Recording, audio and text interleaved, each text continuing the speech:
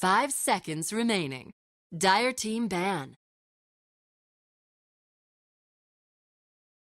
Games in the way that they play. Radiant team ban. Yeah, I mean, it's interesting because Faith Beyond used to be really focused on this kind of, greedier playstyle, but Dire as you team mentioned, ban. they stopped kind of going with the Legion and started moving towards Mars and stuff, and like even Sanking and things, and that's really like he used to have a pretty high GPM, I think, and now he's kind of down to 450 is like his average.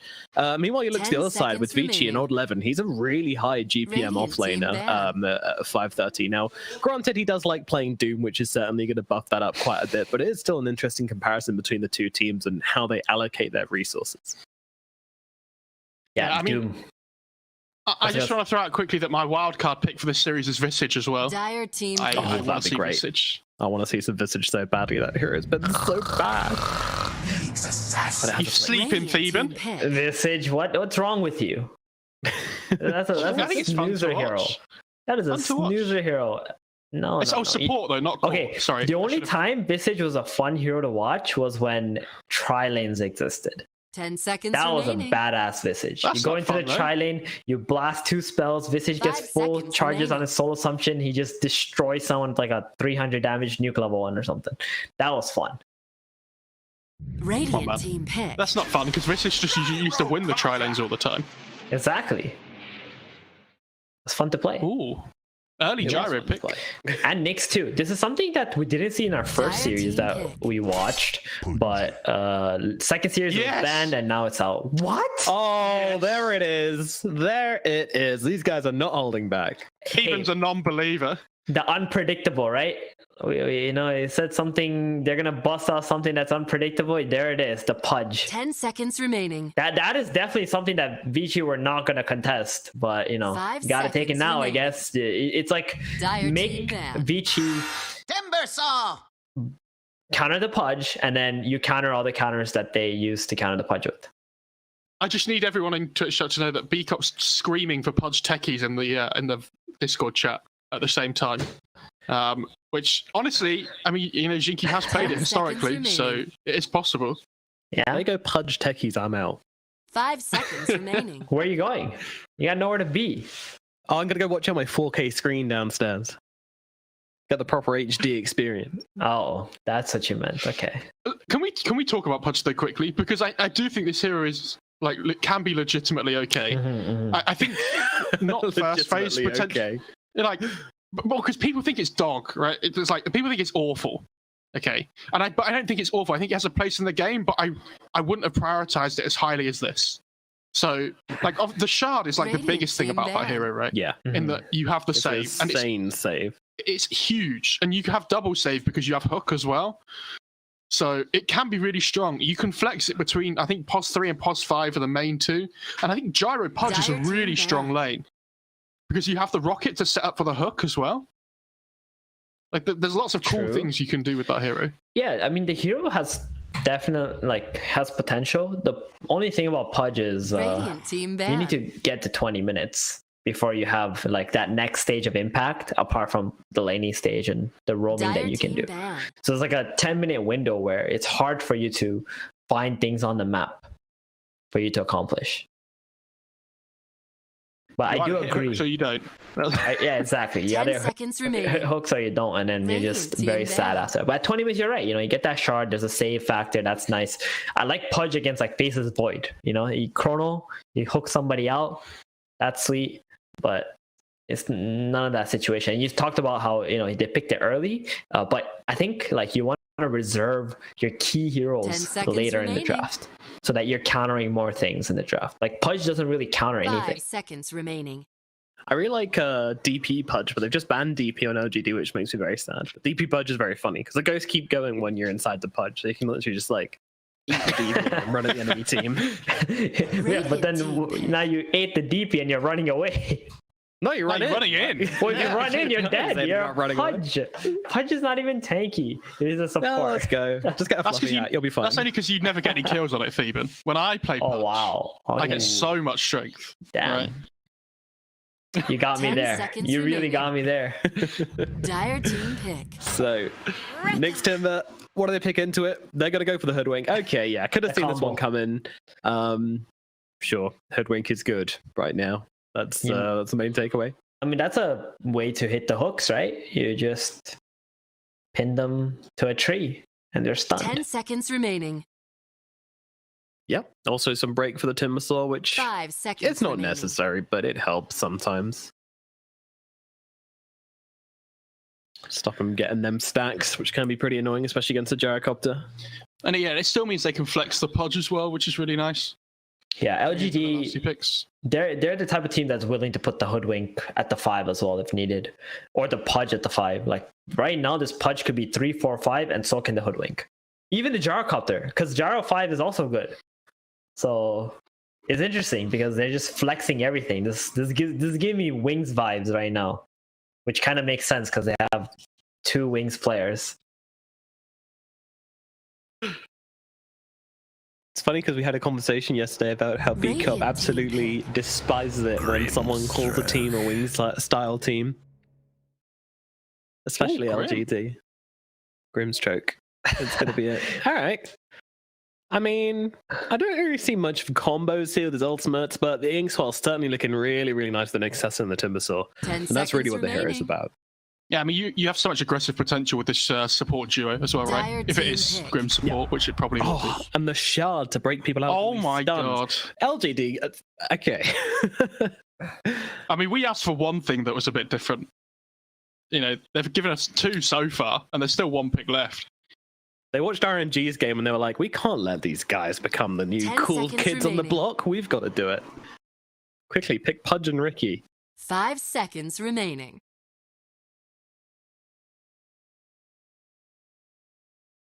I don't know, where does this Ricky go, though?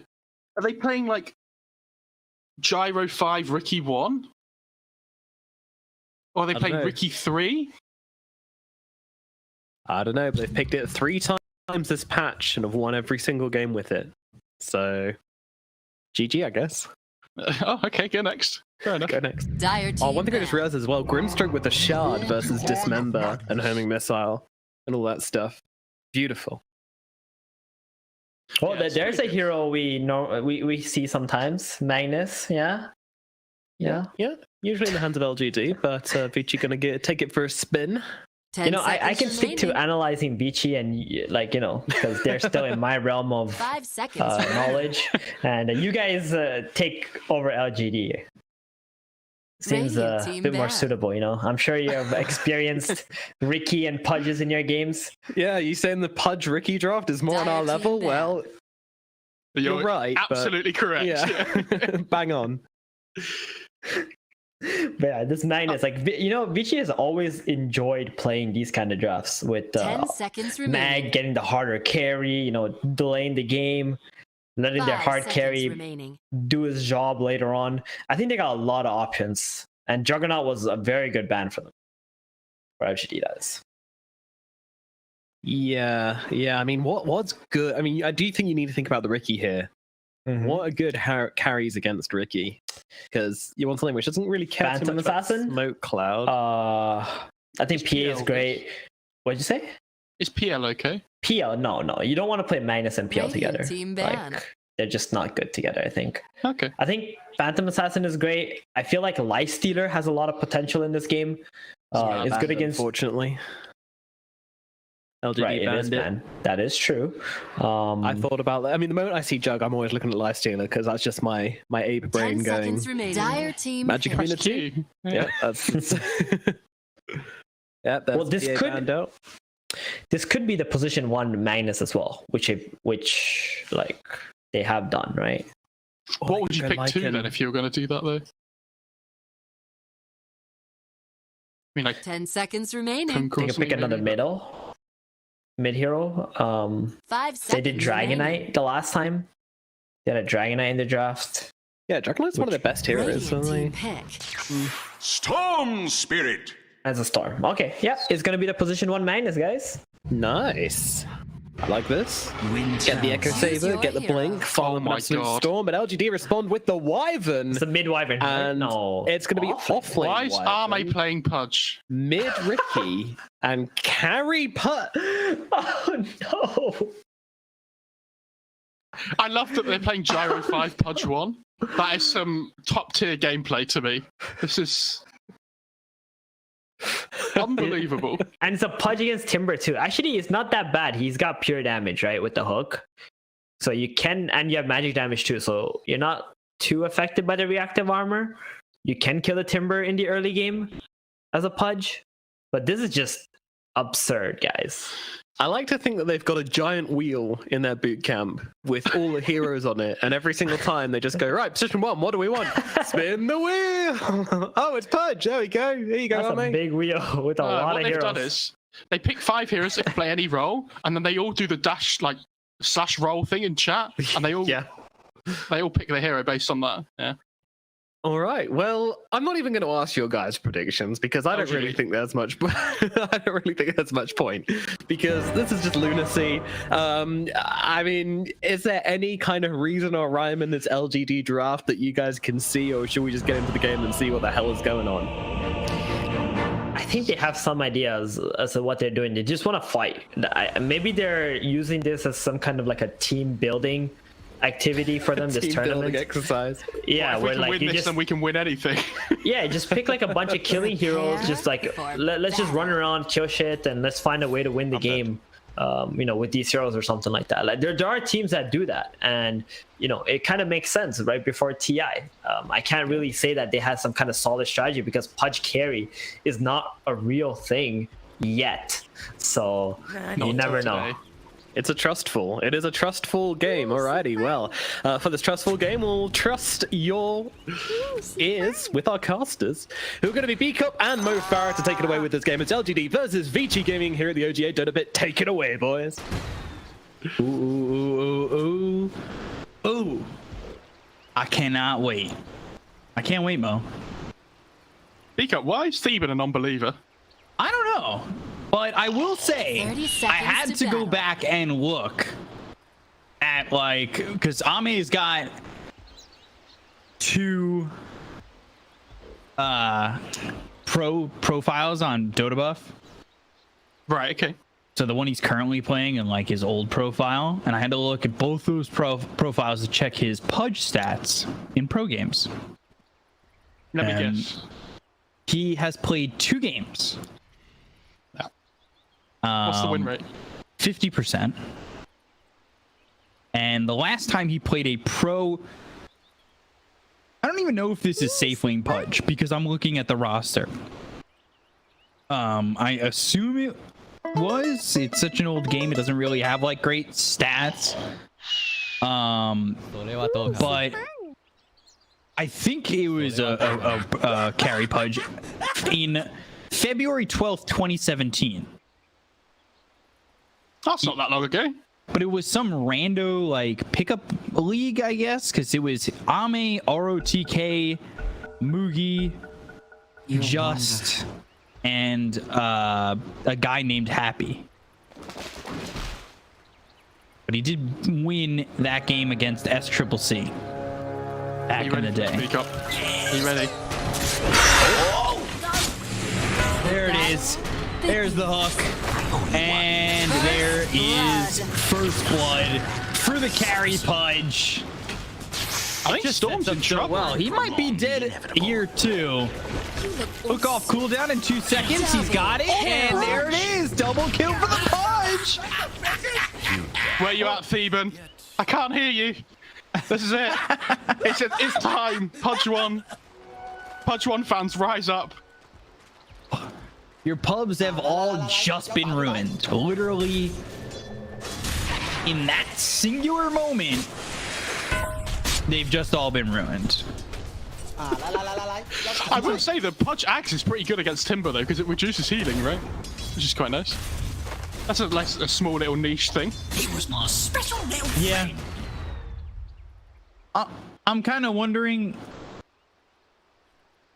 why Ame brought no like mana to the lane. Well, I mean, if there wasn't that fight at the start, he wouldn't need it, right? True. He does have stick, so well, 9 charges. All right, fair enough. Fair enough. You know, he's going to be against this mag who's going to be Sorry, not Mag. Timber, who's going to be spamming Whirling Death in lane as well. So it has good value. I think stick against Timber's nearly always good. The value is there. 啊，來，要打就 I'm 來。 like super excited to see this. Although my excitement was very tempered by the phrase something something wing something something. You tell him, B-Cop. You tell him. Okay, well, it's turned into a 2 versus 3. Okay. And unpause. Oh, we're getting some reconnects. It's gonna be a quick pause, guys. You guys just don't understand how pauses work. It's a disconnect, a reconnect, and then you're good. Normally. So just be ready. Because when this game starts back up, things are about to get hype. As if they weren't already. Come on. Oh, True. You got 3 kills before the horn went. What more can you ask for? Even more variation in heroes. If LGD win with this lineup, I don't know if I could doubt them in this tournament ever. I mean, you have to say for them though, they're probably very tired of this patch and everything, right? Like, So why not make it they fun? won the major, like they've played in I-League and stuff as well. You know, if they just want to have fun and like Dire's courier has been killed. do some crazy things, why not, right? Because they've earned it. Innocence.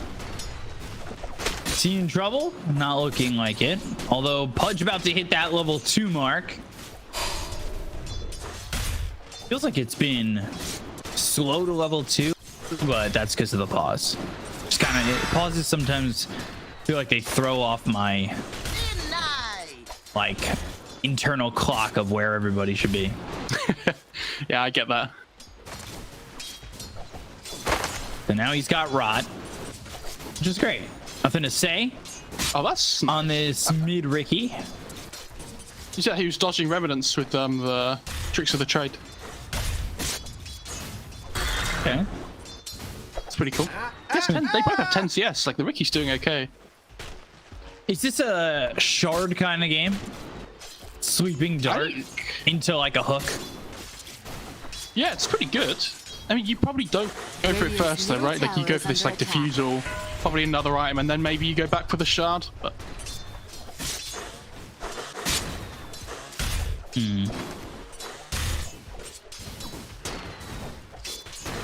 I mean, this bot lane's going pretty well so far. It obviously gets a lot more difficult at level 3. Right. It's still okay at the moment. Oh, those creeps getting lost are a big deal though. At some point, you think he's kind of got to get over That is there. very brave to send out that against the Knicks when he, yeah. Although he sends it out and he spike carapaces, it's not the worst thing in the world. Although PYW getting one of those denies, and now just harassment coming in from Innocence. Little impale. Level 3 for Innocence. Oh, the hook. He's on a PYW. What? And now he's on a killing spree. Changes. Oh, coming in. All the weapons in trouble. Double kill. It's 4 kills for Ame on the carry punch. Hey, that's where you are. Oh my god, DY up top. He is low. He's not dead just yet, but finally falling to Jinkyu. 5-1 for LGD. And Yeah, Ame hooks the bounty rune, picks himself up a ring of health while he's at it. easy peasy. Lemon squeezy. The thing is as well, like this Pudge with the XP advantage, actually, I think he feels okay in this lane. Like it's not great, obviously, but you know, getting to that level 6 first would be a big deal. 1k net worth up, B-Cop. Never in doubt. The more and more LGD take the lead, the more and more your pubs will be corrupted. I mean, at this point, I'm already planning to play a hard carry Pudge game and get reported by my 4 teammates.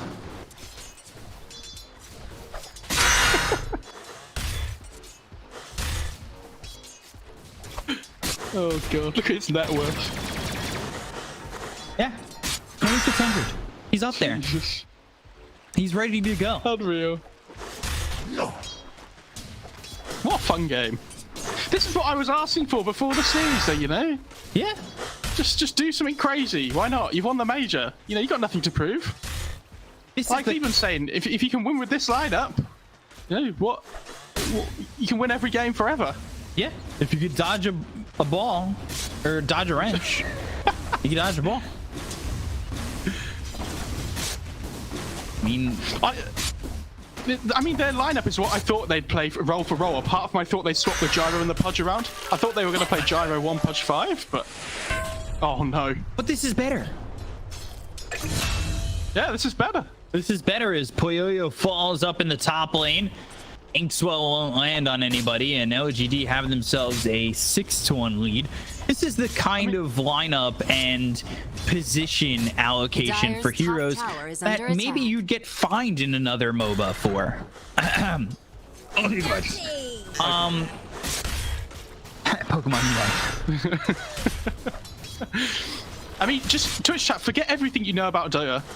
And just Except watch for this fine game. dining and breathing. Yeah, exactly. And just enjoy this. Enjoy it for what it is. Yeah. Just sit down, relax, enjoy this. Realize that your name is just Beef Wellington. Oh, the bushwhack Even right. with the Comes the acorn gyro. shot. Here comes the gyro. They're gonna try and land this. Ori. Haste. Ooh, he's out of mana now. Dangerous. Still clips. Still dangerous though to try and jump this. You've got nothing to say coming over. This Rocket storm's Frost coming in. in, getting mitigated by that ghost, but Ori, he's dead. That was... I can't believe the storm went for it. He had no mana.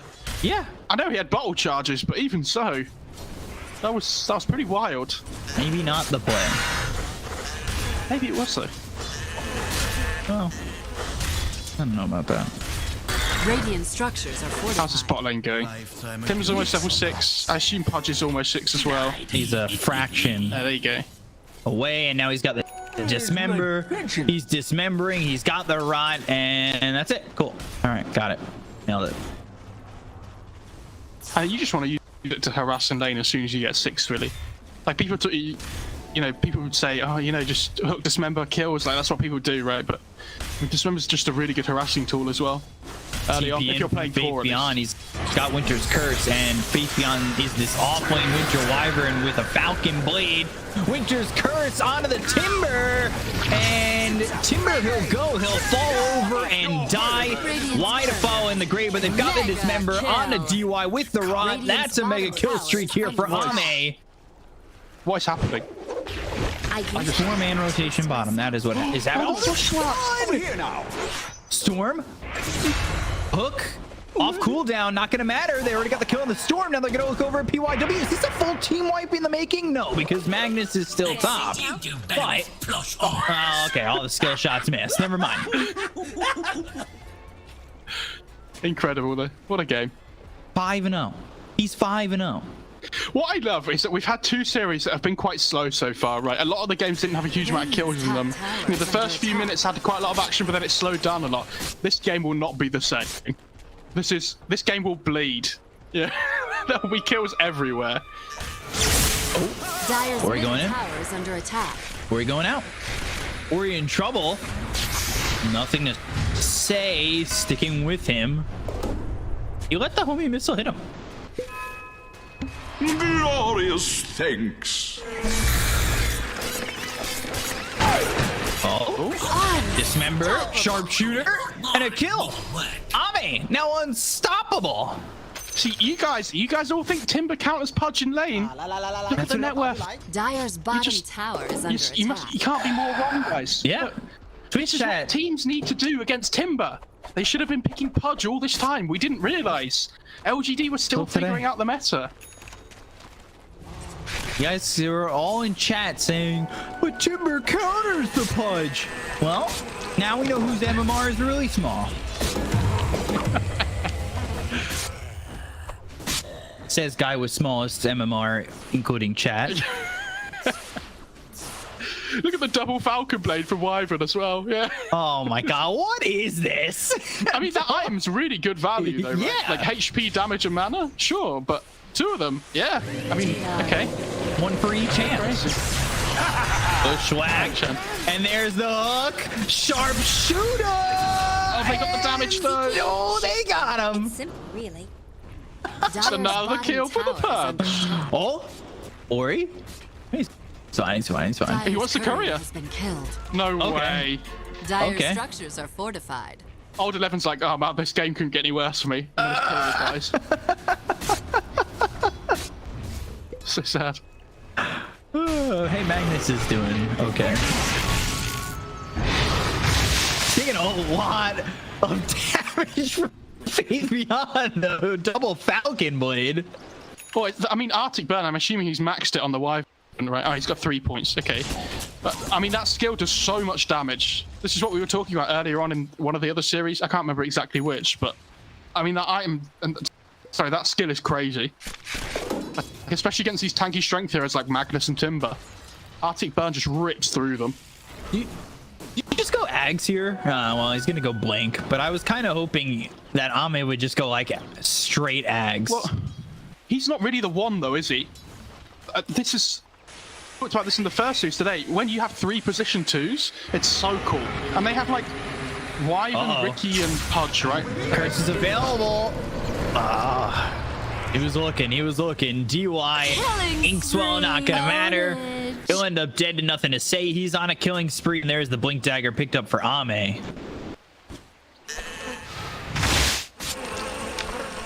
It's basically like Pudge 1, Wyvern, and the Ricky 1, Pudge and Wyvern are the 2s, right? Radiant's top tower is under attack. Because Ricky gets a little bit more farm priority, which is cool. Yeah, this is something that people have been doing with like Lina mid as well, where Lina basically becomes this hard carry, basically, like, and you have these less farm intensive side laners. They're gonna look with this Blink to make something happen. He's so rich on this Pudge. Dire's Like, top tower you think of is like under carries that attack. can just AFK farm really quickly, like Lunas and Magnuses and things. And this Pudge, because of he's 601, he just has so much more net worth. Nyx breaks the smoke. It's pretty well played. And they're going to look to try and Debut this Blink somewhere. Inkswell, and there's the Dismember. Bushwhack and a kill. Ame now wicked sick. Oh, Sharpshooter comes in, breaks the Nyx assassin. There's the Blink with the hook, double kill. And now Poyoyo looking for an RP. It ain't happening today. Y trying to run as Ori's got a homing missile coming in, but there's the Winter's Curse. They've got him locked down for Ame to get a triple kill. He is godlike on this Pudge. Whoa. That was O and Blink in one word. But he was about to get himself an ultra kill. Dire's courier has been killed. 9-0-1. This is something special, you know. Everybody needs to remember the day they were, like where they were on the day that they watched Going in Army for play old 11. Pudge. And oh no! Ends up dead, and now they're gonna go for old 11. They might lose nothing to say. They get the kill on the PYW, and now they'll find themselves nothing to say. A little bit too far off the mark. Guys, why is my Pudge feeding? I mean, that is the thing about the Pudge versus Timber, though, right? That it does go both ways. That the Timber, when it gets to this point in the game, does so much pure damage, and like they're taking the strength away as well from the Whirling Death. Oh dear. He just took 260 pure damage from the Timber. Although it says like 302 and 587 physical damage from Radiant's nowhere. bottom tower is under attack. On the Dire's death top recap. tower is under attack. It's fine. Don't overthink it. Oh, he's going Shroud first on Pudge. Okay. Or after Blink, sorry. Ace picked up.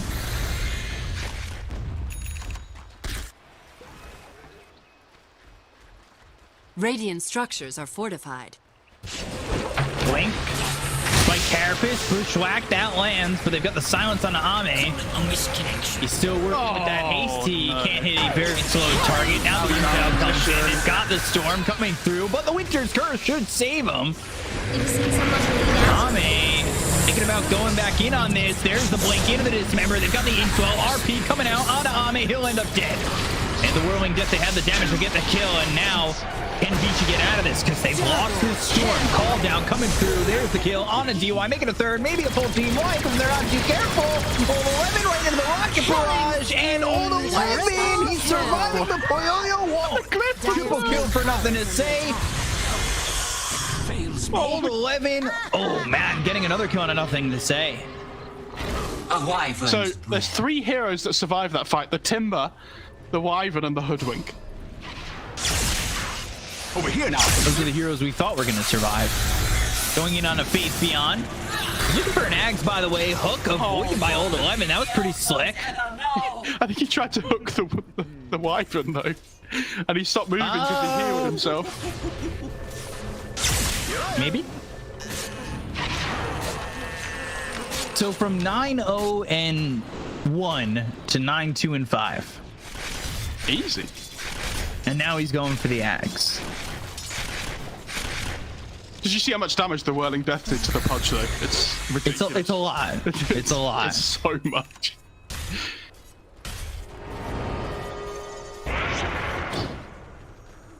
He's got 10 stacks of Flesh Heap.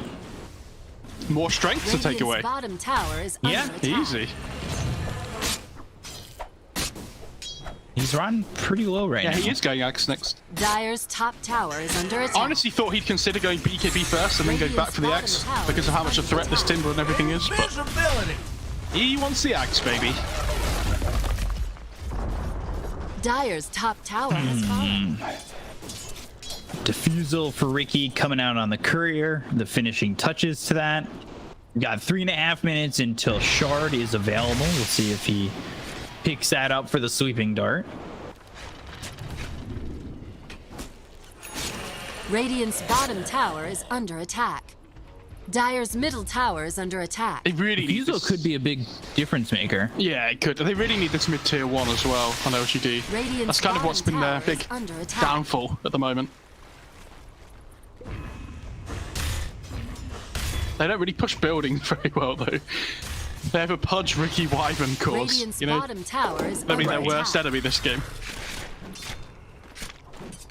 Oh, Grove Bow for the Wyvern. Good stuff. Love to see it. He's also going Ags. So Gyro, Yeah. Dire's no Ags top yet. tower is under But attack. Hoodwink Ags, yes. Winter Wyvern Ags, yes. Pudge Ags, yes. I mean, the Hoodwink Axe is really strong. I mean, that shouldn't It's be an issue. something. Yeah, which this is a different build than the Hoodwinks we've been seeing before, and a little bit more akin. I don't know if that's the right word, but I'll give it a shot. Chat will correct me. A little bit more akin to what FY does with Hoodwink. Plays a bit more aggressive, goes to an earlier Ags where we've been seeing Aether Lens from these Hoodwinks earlier on with Arcane Boots. Before it, What boots has the Wyvern gone for? Sorry. Did he go treads on the Wyvern? he's gotten treads. He's on treads. Ball lightning with the vortex. They got the call down coming out. The Winter's Curse on a 3. Is it going to be enough to get the kill here on a Warrior? They've got the silence, and here comes this Magnus. They'll take out nothing to say. They're taking out Jinku. That's going to be 2 dead. And, well, Innocence, he'll join them. They hook Old 11, but I think that just makes things worse for Ame, as he doesn't want to be near that Timber. Radiant structures Oh are no. fortified. Guys, the Pudge is falling apart. What do we do? The team is kind of falling apart here. Hitting the panic button a little bit. Unfortunately. Radiant's bottom I mean, the tower problem is they under have like attack. Dire's top all 3 of their tower cores is have under like so attack. little burst damage within them, right? Well, there could have been something. So when you're playing against this like Mag and Timber and stuff, like you can't really deal with them very well. Here we go. Just about They're almost. going to try it again. Radiant's middle tower is under attack. And, ooh. PYW low. Bushwhack comes in. Like, because the thing is, they can fight all the time, right? LGD. They have strong fighting heroes, but how do they ever take objectives? Like maybe Roche they can because of the Ricky backstab. Dealing extra damage if somebody else tanks, but it's still not particularly quick. Radiant's bottom tower is under I attack. do think that this Ags on Winter Dire's Wyvern is middle going to be tower pretty is under significant. attack. Yes, yeah. When you're not limited to what you can do with that ability, it feels like it's gonna be more dangerous. And they're gonna go for the Timber once again. Look at the damage that Nothing to Say is doing. They've got the Dismember, Tricks of the Trade. They'll get the kill on Old 11 when they catch him alone. That is when they can do some damage. The question is, they get the kill. What do they do with it now, right? What's the +1? Are they just going to be farming? Are they looking to run at this mid tier 1 again, maybe? I would say farming because they're close to Ags on multiple heroes. Yeah, okay. Inkswell Gets the farm. onto BYW, Ball Lightning all the way in, out onto the Gyro. The kind of D1. Say gets the credit on that one. The Winter's Curse, and now that locks up the Storm. Bushwhack, Sharpshooter getting charged, hits out of the Nyx Assassin, make it a 4th kill here for LGD. Oh, maybe a full team wipe. Hook hits. They've got the silence. They have the Tricks of the Trade. Triple kill for Nothing to Say. Full team wipe for LGD. They were going around the edges of the panic button, but they cancelled the order. It's fine. Don't worry. Dire's middle Everything under tower is Kind of control. like in the sci-fi movies, when all of a sudden the AI comes on and it's just like, the self-destruct will happen in 5, 4, 3, and you just happen to hit the the cancel button. Did you pre-record that, Beacon? Dire's middle tower is No. under attack. I think you did. I think you Dire's did. structures are fortified. He's only 300 gold off the axe. 100 gold off the axe now on the Dire's Wyvern. middle tower This has is been denied. this is it. There it is. Should be Ags coming out. Oh my god. Pudge is 700 gold off. I will say that the upgraded Rot is legitimately strong. Like, it's horrible to play against. Radiant's middle tower is under attack. Especially because you get the magic resistance from the Shroud and the passive as well. So you like don't do damage to yourself anywhere near as much. So it's 20 mana a second for the Arctic Burn to be toggled. You've got 2 Falcon Blades. Can you get enough? You could get enough mana regen to sustain that, right? Just be an Arctic Burn all the time? Yeah, I mean, it costs like 20 mana a second or so. It's like nothing on the Wyvern. Yeah. So, and like sustaining it, yeah, it's not difficult. Especially when you have double Falcon Bladed. Easy. Like, he has 1400 HP mana. It's like, And Pudge just think has about how that, long it too. would take for him to run out. So there's 2 of the 3 Ags. 600 gold away for Jinkyu. And kind of close to this Radiant's top tower is next under item attack. here for the Ricky and the Manta. Smoke from both teams. See who gets spotted first. It's the Nyx Assassin who breaks. So does the Winter Wyvern. Now they've got the Veil out onto Old 11. They're going to throw the hook. It's short of this Timber. They're still waiting around the bend, but the damage coming out onto the Timber is pretty significant coming through from the Arctic Burn to the Winter Wyvern. So let's see how both teams want to play this. You need to not force it, I think. Don't like go too far into the other side. You know, like playing around this mid lane is going to be a really... Lightning in. Oh my god. It's massive! And they've got everybody on the side of LGD in trouble! That's Faith Beyond, Jinkyu, Innocence, Ame, all gone. See you later. The only one who escapes is Nothing to Say. Oh my! Double Gonna kill. go for more. Nothing to Say finally dies, and it's a full team wipe. They did have that ward on the high ground ready to go. Oh no, what disaster. LGD like loop round a little bit and start to play the trees, and Vici just see them the whole time. Oh no.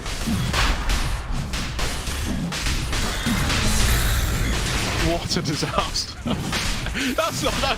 I legitimately, I don't think it could have got any worse than that. Nope. Probably not. And they're gonna get the Roach as well. That's the danger now, where you kind of just, if you lose a fight, you fall pretty Dyer's far. bottom But tower we've is seen it under before. LGD can bring it back. The question is, can they do it again? Because as much as Ame is technically your position 1 and farming really well, you've got Ricky, who's pretty far behind when it comes to him against this Magnus. Or him against the Timber, even.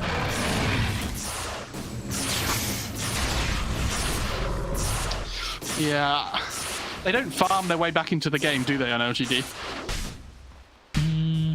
Yeah, it seems like they fight their way back into the game. It's like a bare knuckle scrap back into the game. Oh no. And they have caught Nothing to Say again, slowing down that Manta once more. Well, they found the Timber though.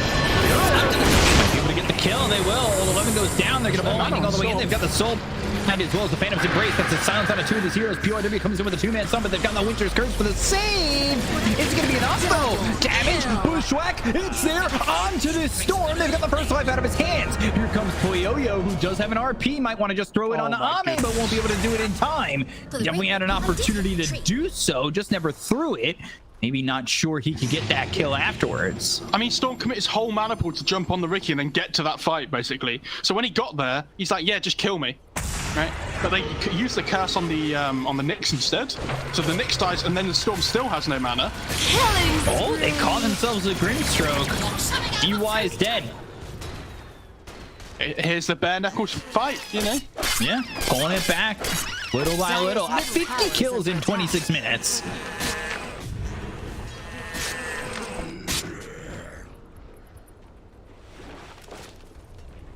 That's an absurd amount of kills. Look at the radius of the rock. Crazy. Illusion. When he gets this BKB, I do think the Pudge is going to be Really hanging onto the Pudge. And they've got everybody coming over to try and finish him off, and they will do so pretty easily. cool. There's a gem on the Storm as well. Tower is under attack. Yeah, gem on Storm, shard on Timber.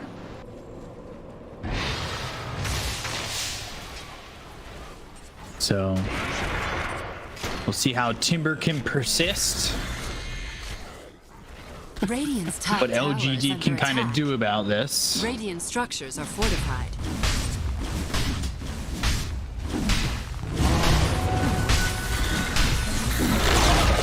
Radiant's top tower has fallen. The thing, like, what timing are they going to be going for on Radiant now, right?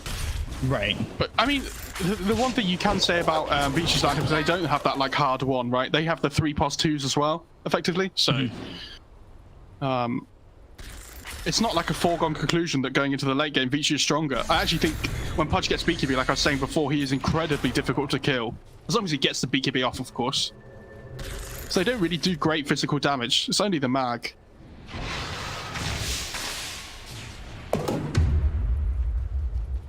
Dyer's Ceremonial bottom tower robe for the is under Magnus, as attack. well as the Paladin sword. Good items. Ceremonial robe Nyx is about as good as it gets for him, I think. Inkswell, Nyx Assassin coming forward. They do have the Obs and Sentry right down. Regeneration. Ricky still doesn't have this Manta. He's behind the Winter Wyvern in farm. He's about to have a Blink Dagger. Yeah, but Ricky's not a flash farmer though, is he? You know, I'm surprised he's going Manta, by the way, as well. I would have thought SMY would have been really good this game, especially up against the Leash and the RP. But obviously the Manta holds value as well. Good damage output still too. Who do you give the Shard to on either side? I think, yeah, he has one already on the Timber, right? Yeah. I don't know if Grim has one. Yes, he does.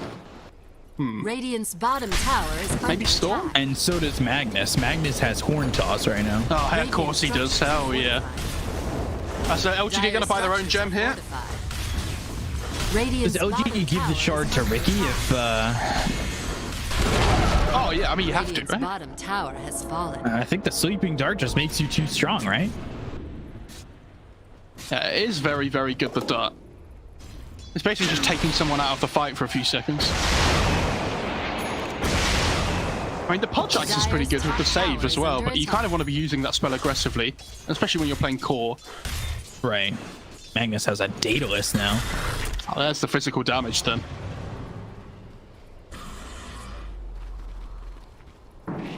I'll have the BKB soon. He's picked up Cloak of Flames.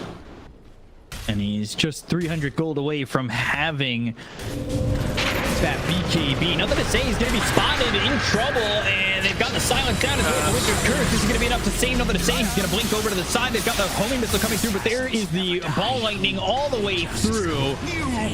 And they will get the vortex kill off. Nothing to say. Look over at Fate Beyond. Bushwhack onto two. Staff trying to run. There's the vortex. Get the dismember. Yes, he can. Out of the storm to finish him off. BKB, not enough damage. But now they've got the RP. Fate Beyond goes down. They'll look over at this Pudge and they'll take out Ame. 3 heroes that don't have buyback. This is not looking good for LGD anymore. Pudge has a lot of magic resistance, but unfortunately, now that the Mag has Daedalus, he does take a good punching, doesn't he? Orchid complete on the storm. Oh, he's gone back for Orchid. Okay. It's pretty good against the Wyvern, I think, in particular, though. It seems like the curses are good, they're just not good enough. Radiant's middle tower is under attack. Radiant's middle tower has fallen. 12k lead.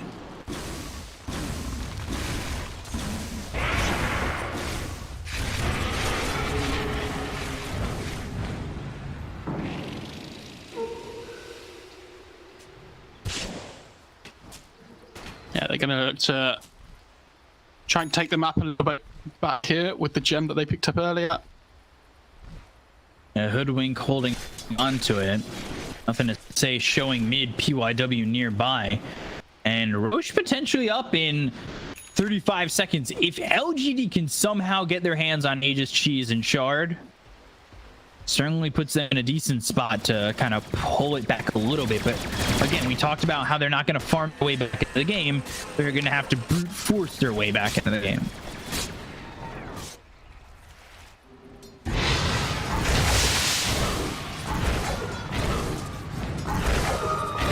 Lane PYW laying in wait, looking for this Winter Wyvern, who will have level 3 on the Winter's Curse in just a moment, so we'll make that duration a half second longer. BKB picked up by the Pudge, and off that, it's a 4-man smoke.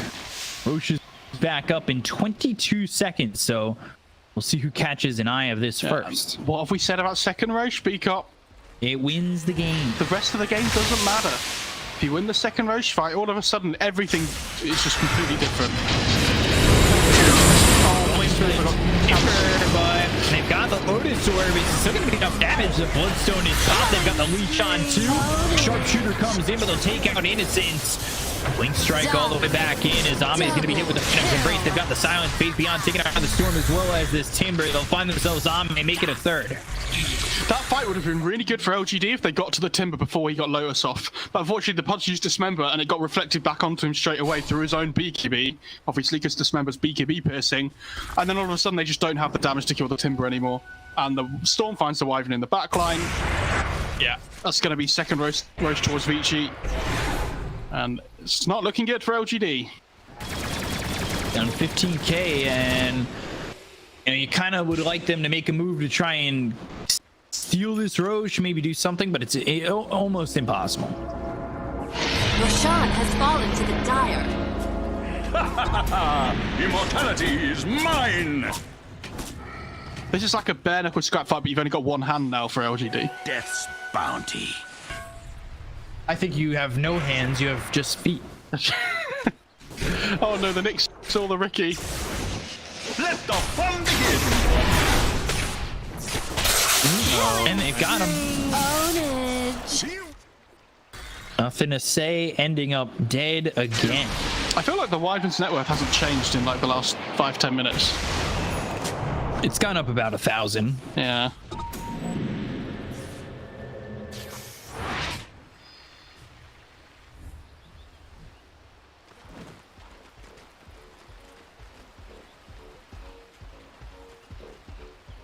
Hmm. 21K lead. So, you got upset that I didn't ask this earlier in the game. What's LGD's comeback plan? It's alright, you don't have to ask me every game, it's okay. Dominating. Own it. Alright, Jinq Hang on. dead. This is their comeback. Out of this. Here comes the RP. Old 11, RP coming through. Old 11 trying to survive as the Lotus Orb. Ame in trouble. Ame dead. And by trouble, every time I say that and Timber's involved, the answer is he's just dead. Yeah, really well played by Vici. They are crushing this game right now. Yes. It felt like Faith Beyond's damage output was going to be a little bit better. Yeah, but he just can't survive in these fights. I mean, this is what we were saying though. They have no like good damage output right on the Radiant side with their 3 cores. Really, it's kind of a lot of like damage over time. Apart from Ricky, but even then, doesn't feel great.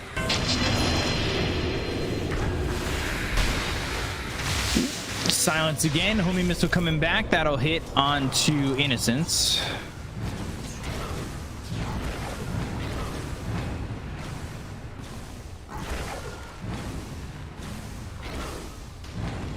They do back off. Yeah, no reason to force it unnecessarily though. You know, if Punch has buyback, maybe that's their way of throwing the game, going to the high ground. Right. Oh, nice bit of regen. Gonna be swapped in here. Uh-oh. Do you know, I saw a crazy Storm build from the from Toronto Tokyo yesterday. Or was it yesterday or the day before? He went Aghanim's Refresher on Storm. And he got like, okay. like 3-person pulls off into another 3-person pulls from the Refresher. Actually looked pretty good. It's like very game specific, right? But yeah, for sure. But if it can work, like, especially in a spot like that, it seems like there's definitely a big chance that you can get something done with the kind of control that you get. Ball lightning in with the silence, hook away from this storm, but they're gonna ball lightning look for more. They've got the soul bind, and now Ame is the one out of position. And by out of position, that unfortunately means he's forced to pop that BKB and TP out. Oh, this is the juice. They found him in a Saiyan set. Oh. Well, no, it's not. Sorry. Do you know what? I was so blind, I thought that was the hoodwink. Radiant's middle tower is under attack. I'm not shocked. Oh. Hook under the tower, but the damage is still not enough. They get the Winter's Curse. That's going to be onto the Nyx Assassin with the silence hitting onto the Magnus. Magnus being prevented from throwing down the HP. And now you are losing Ame. They've got the Ink Swell, and he will end up dead again. Also has Aegis, right? Yeah. Jump in with the silence on old 11. Tricks of the trade right over him. Ink Swell and the Timber Chain down to the low ground. They're all so low though on Vici. Like that fight was so close to being good for LGD, and they're like 30k net worth down now. Under attack. Haven't launched the tier 3. Anything is possible.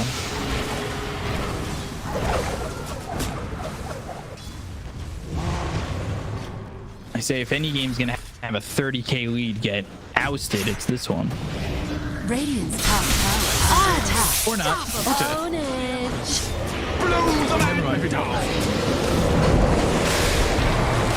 Radiant's middle tower is under attack. Oh no, the Long missile hits, gets reflected. Sharpshooter forward, call down out onto the storm. Who will pop the BKB as that Aegis expires right as he's taking some damage. Yeah, so he doesn't get the regen, which is a big deal. Means they might not be able to sustain their push here, because the Podge is coming up in 15 seconds. Magnus does have RP though. Middle tower has fallen. Vici have 14 unanswered kills, at least, because it was 30 to 20 at one point. It was 30 to 20 at, I want to say 20 minutes. 20 or 24 minutes. So it's been 15 minutes since LGD had a kill. Which is not great. Oh, Ame. It's a bit far out. BKB, spellproofing now for the Storms. The Dismember trying to run. Winter's Curse. But there's a Soulbind for Staff trying to run. No, do so.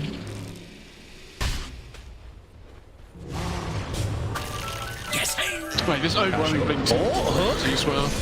On Timber, gets the Lotus Orb off. Oh, this punch Thrown forward. They've got the forward toss into the skewer all the way back, and they don't have a Winter's Curse this time around. But Ame, oh my God, this pulled Embrace, and well, Faith Beyond is not going to live much longer. They get the kill into Ame. They'll take out a second the buyback on this Winter Wyvern. They've got the Bushwhack. They have the damage to finally get a kill here. 16 unanswered kills. Boomerang. This Wyvern's like desperately like trying to click away at the timber. Just feels like it's not doing anything. It's not. Unfortunately.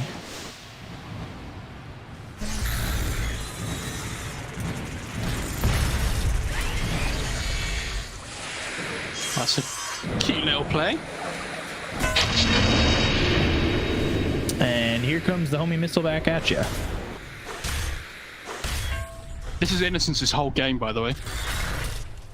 Yeah. It's just rockets just flying back at him over and over again. And then saying eject, eject.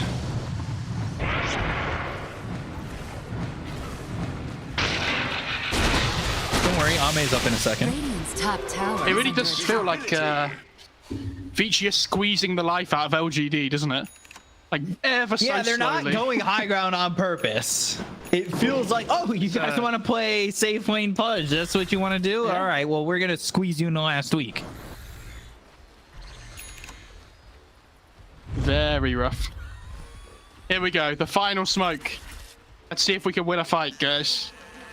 Listening into comms as they're making their moves. All right, guys, we They have all to go speak in, English, actually. Yeah. make our play. We're smoked.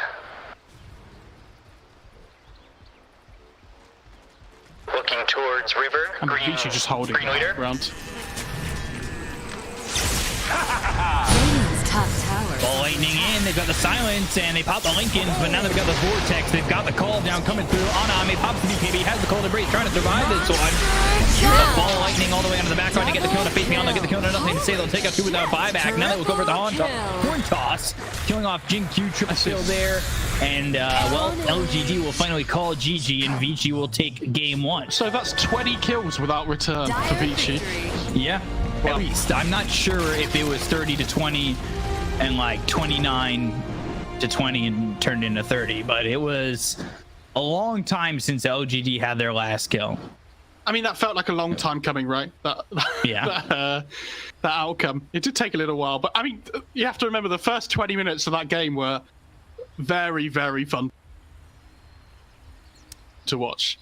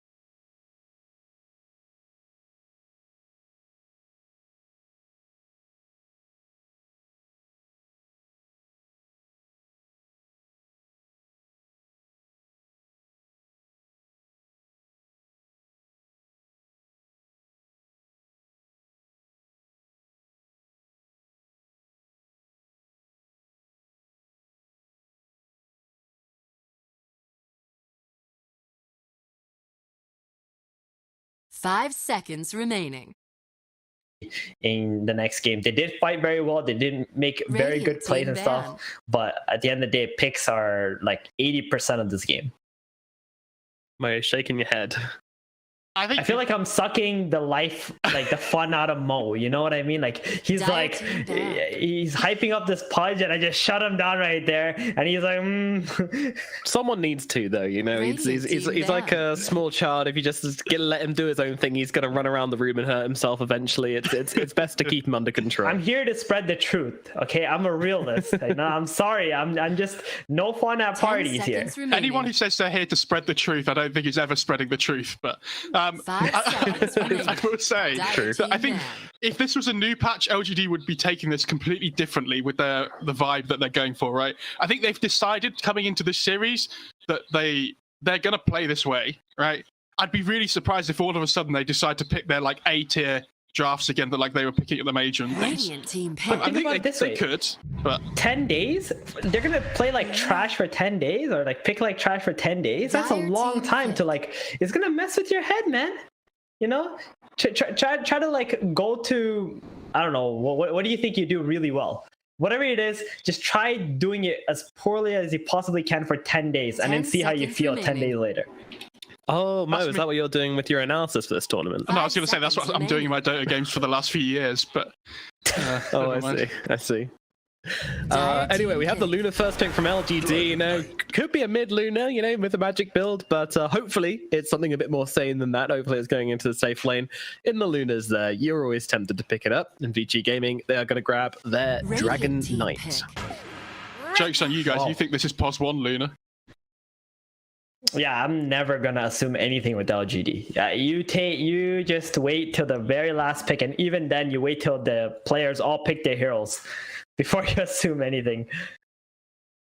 But Vici, know, 10 seconds they're remaining. not here to play. Team They're ban. here to shut some teams down. You know, they want to show who's They are. gonna be the dominant one coming out of China, going towards Dire TI. They're here to team build ban. some confidence. You guys want a cool stat about Vici Gaming and Dragon Knight? Yeah. In pubs, they have a 90% win rate with this hero. In pubs, Yep. What, so I'm their assuming core that's like players, you Ori mean? playing it mostly. Yeah. Well, out of 10 3 players seconds which play it remaining. on the team, they've collectively got a 90% win rate on their hero. Is that what 5 they have seconds 30% remaining. each? Is that what you're doing here? No, I know percentages. Thank you. Pretty ridiculous. Yeah, I mean, These guys. I think this DK Hoodwink Open is really strong.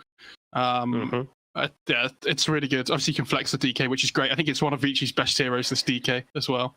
The LGD opening, it's a bit wacky because it's normally faithfully I'm playing the Sanking, right? But I could easily see them playing the Sanking 4 or 5 as well. They could be like Sanking 3, Luna 4, potentially, which sounds rubbish. But I hope they just stick to the Luna 1, the Radiant Sanking team 3. ban. We'll see. agreed. 'Cause I think this, It's already perfect Luna carry game. You're gonna most Dire likely lane team against a ban. Dragon Knight. You're gonna freeform against Dragon Knight. You're also probably gonna shut him down as well. I'd like to see this Timber Sword Ori ban does though. like DK. Get Timber out the game. We've seen it too much today. For who? 10 seconds remaining. Well, Do- Vici's not gonna pick Timber. I don't think you want to pick that against Luna, and you already have a 5 Sankin seconds. on LGD, LGD. no. I think both teams are just gonna straight up ignore Timber at this point. Oh, that's just as good. I don't mind. As long as we don't see it, that's all that matters. You don't have to ban it, but All right, your Radiant wish team shall be ban. granted. I should stake something on this, but I got nothing. I was thinking you should have a magic wand when you say, which should be Dire team granted. ban. I'm telling you, it's going to be Sanking 5, Theben. Be ready. And they're going to pick Timber 3. Please don't. I mean, you're right. There's some potential, you know. There's He's going always to the that dark side. center. Yes. I mean, we literally saw Slark 5 today. I 5 don't believe in seconds anything remaining. anymore. Like, my eyes will always deceive me at this point. So the band's going to be Medusa, Spectre, and Grimstroke Dire for team PSG.LGD. Meanwhile, Vici Gaming are going to get rid of the Lena, the Magnus, and the Winter Wyvern. Classic bands, nothing out of the ordinary here. I think Could be a good Viper game for LGD. They do like that hero. I think the Grim ban in particular is really good against the Luna. 10 seconds For LGD, remaining. sorry. Like against the Luna. Yeah, yeah. Yep. 5 seconds remaining. It's something common these days to buy Aghanims on Grim, get a Luna copy, and it just shreds, man. It's immune to magic. PYW's crazy at that hero as well. I think he's really, really good. He gets farmed. He gets lots of farm actually on that Grimstroke, and it can definitely be carrying team fights because of it. Enchantress, finally we get the Enchantress. Both teams love this hero. Mid Disruptor. First time yeah. So we know what's the 5 now. So with no more sanking 5s, no need to speculate on that anymore. 10 seconds Steven, remaining. You say this. You keep making so many bold assumptions, and I just... 5 He's very seconds brave. remaining. I'm telling you. I think you're most likely right, but yeah. Radiant team I don't think pick. it's bold. It's just like, oh my goodness, Have you I been just watching realized these games, TD Steven? was still in the pool. Wow. It's into Sanking, Wow. though, right, as well. It's Invoker's still in the pool, too, which looks okay, I think. Yeah, you're right. Sanking is very good against Terrorblade, but TB is very good against Luna. 10 It, seconds it remaining. makes her game so much more difficult. Like that's why I'm surprised they Radiant banned team the Spectre instead. Oh, that's why they left the TB in the pool. They were planning. Dire team ban.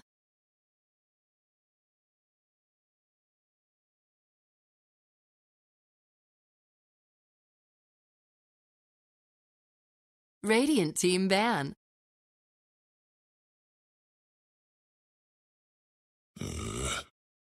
Dire team ban.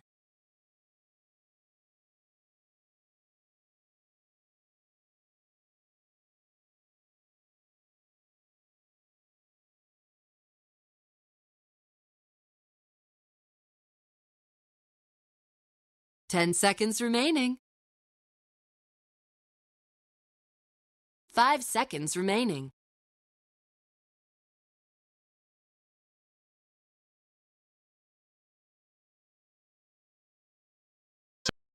Radiant team pick.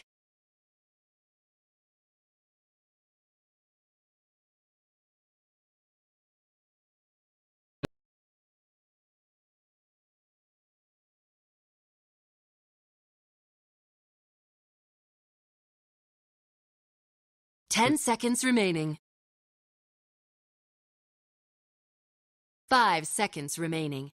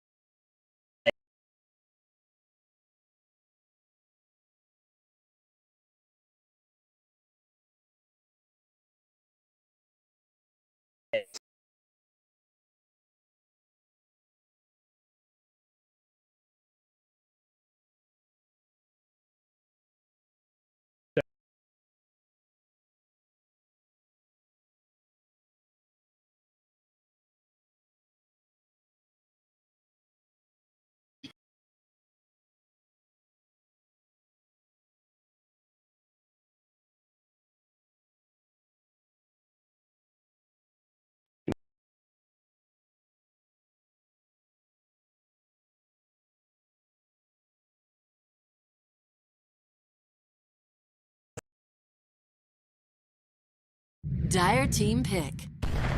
Mars!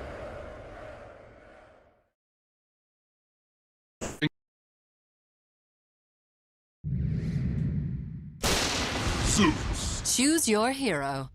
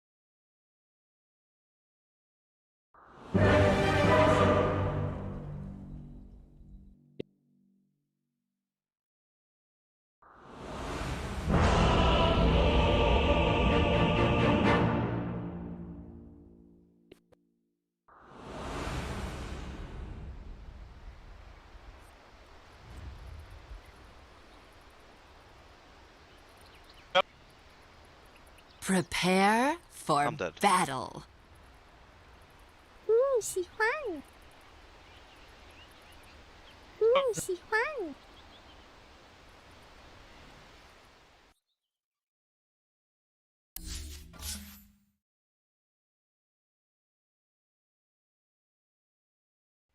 他们说什么我也不会去了。 First blood. First blood on the sand strikes the perfect note. 喜欢。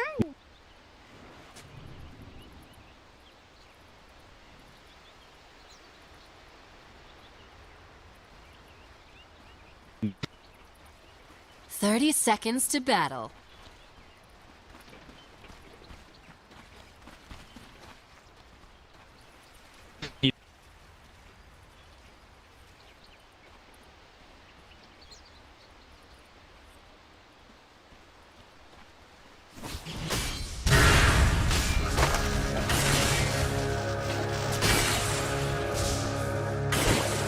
Maybe my finger got twitchy. The battle begins.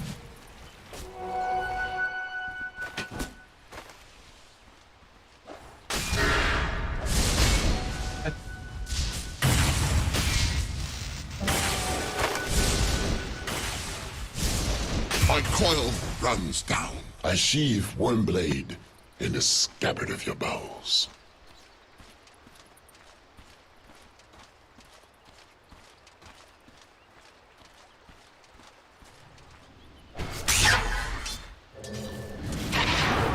Dire's middle tower is under attack. It's better this way. Denied.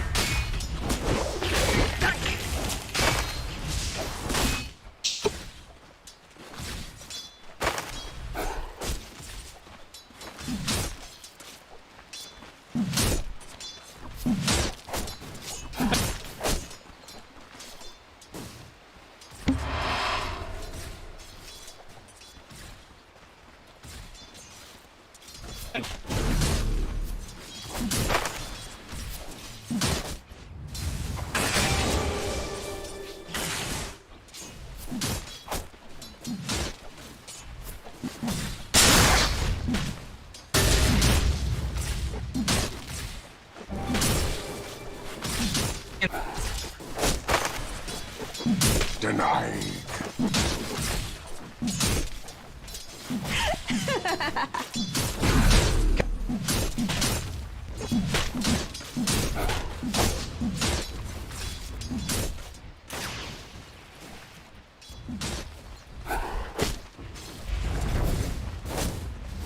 I tip my spear.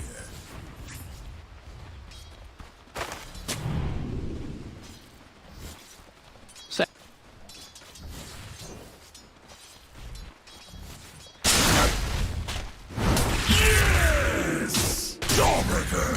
Oh dear.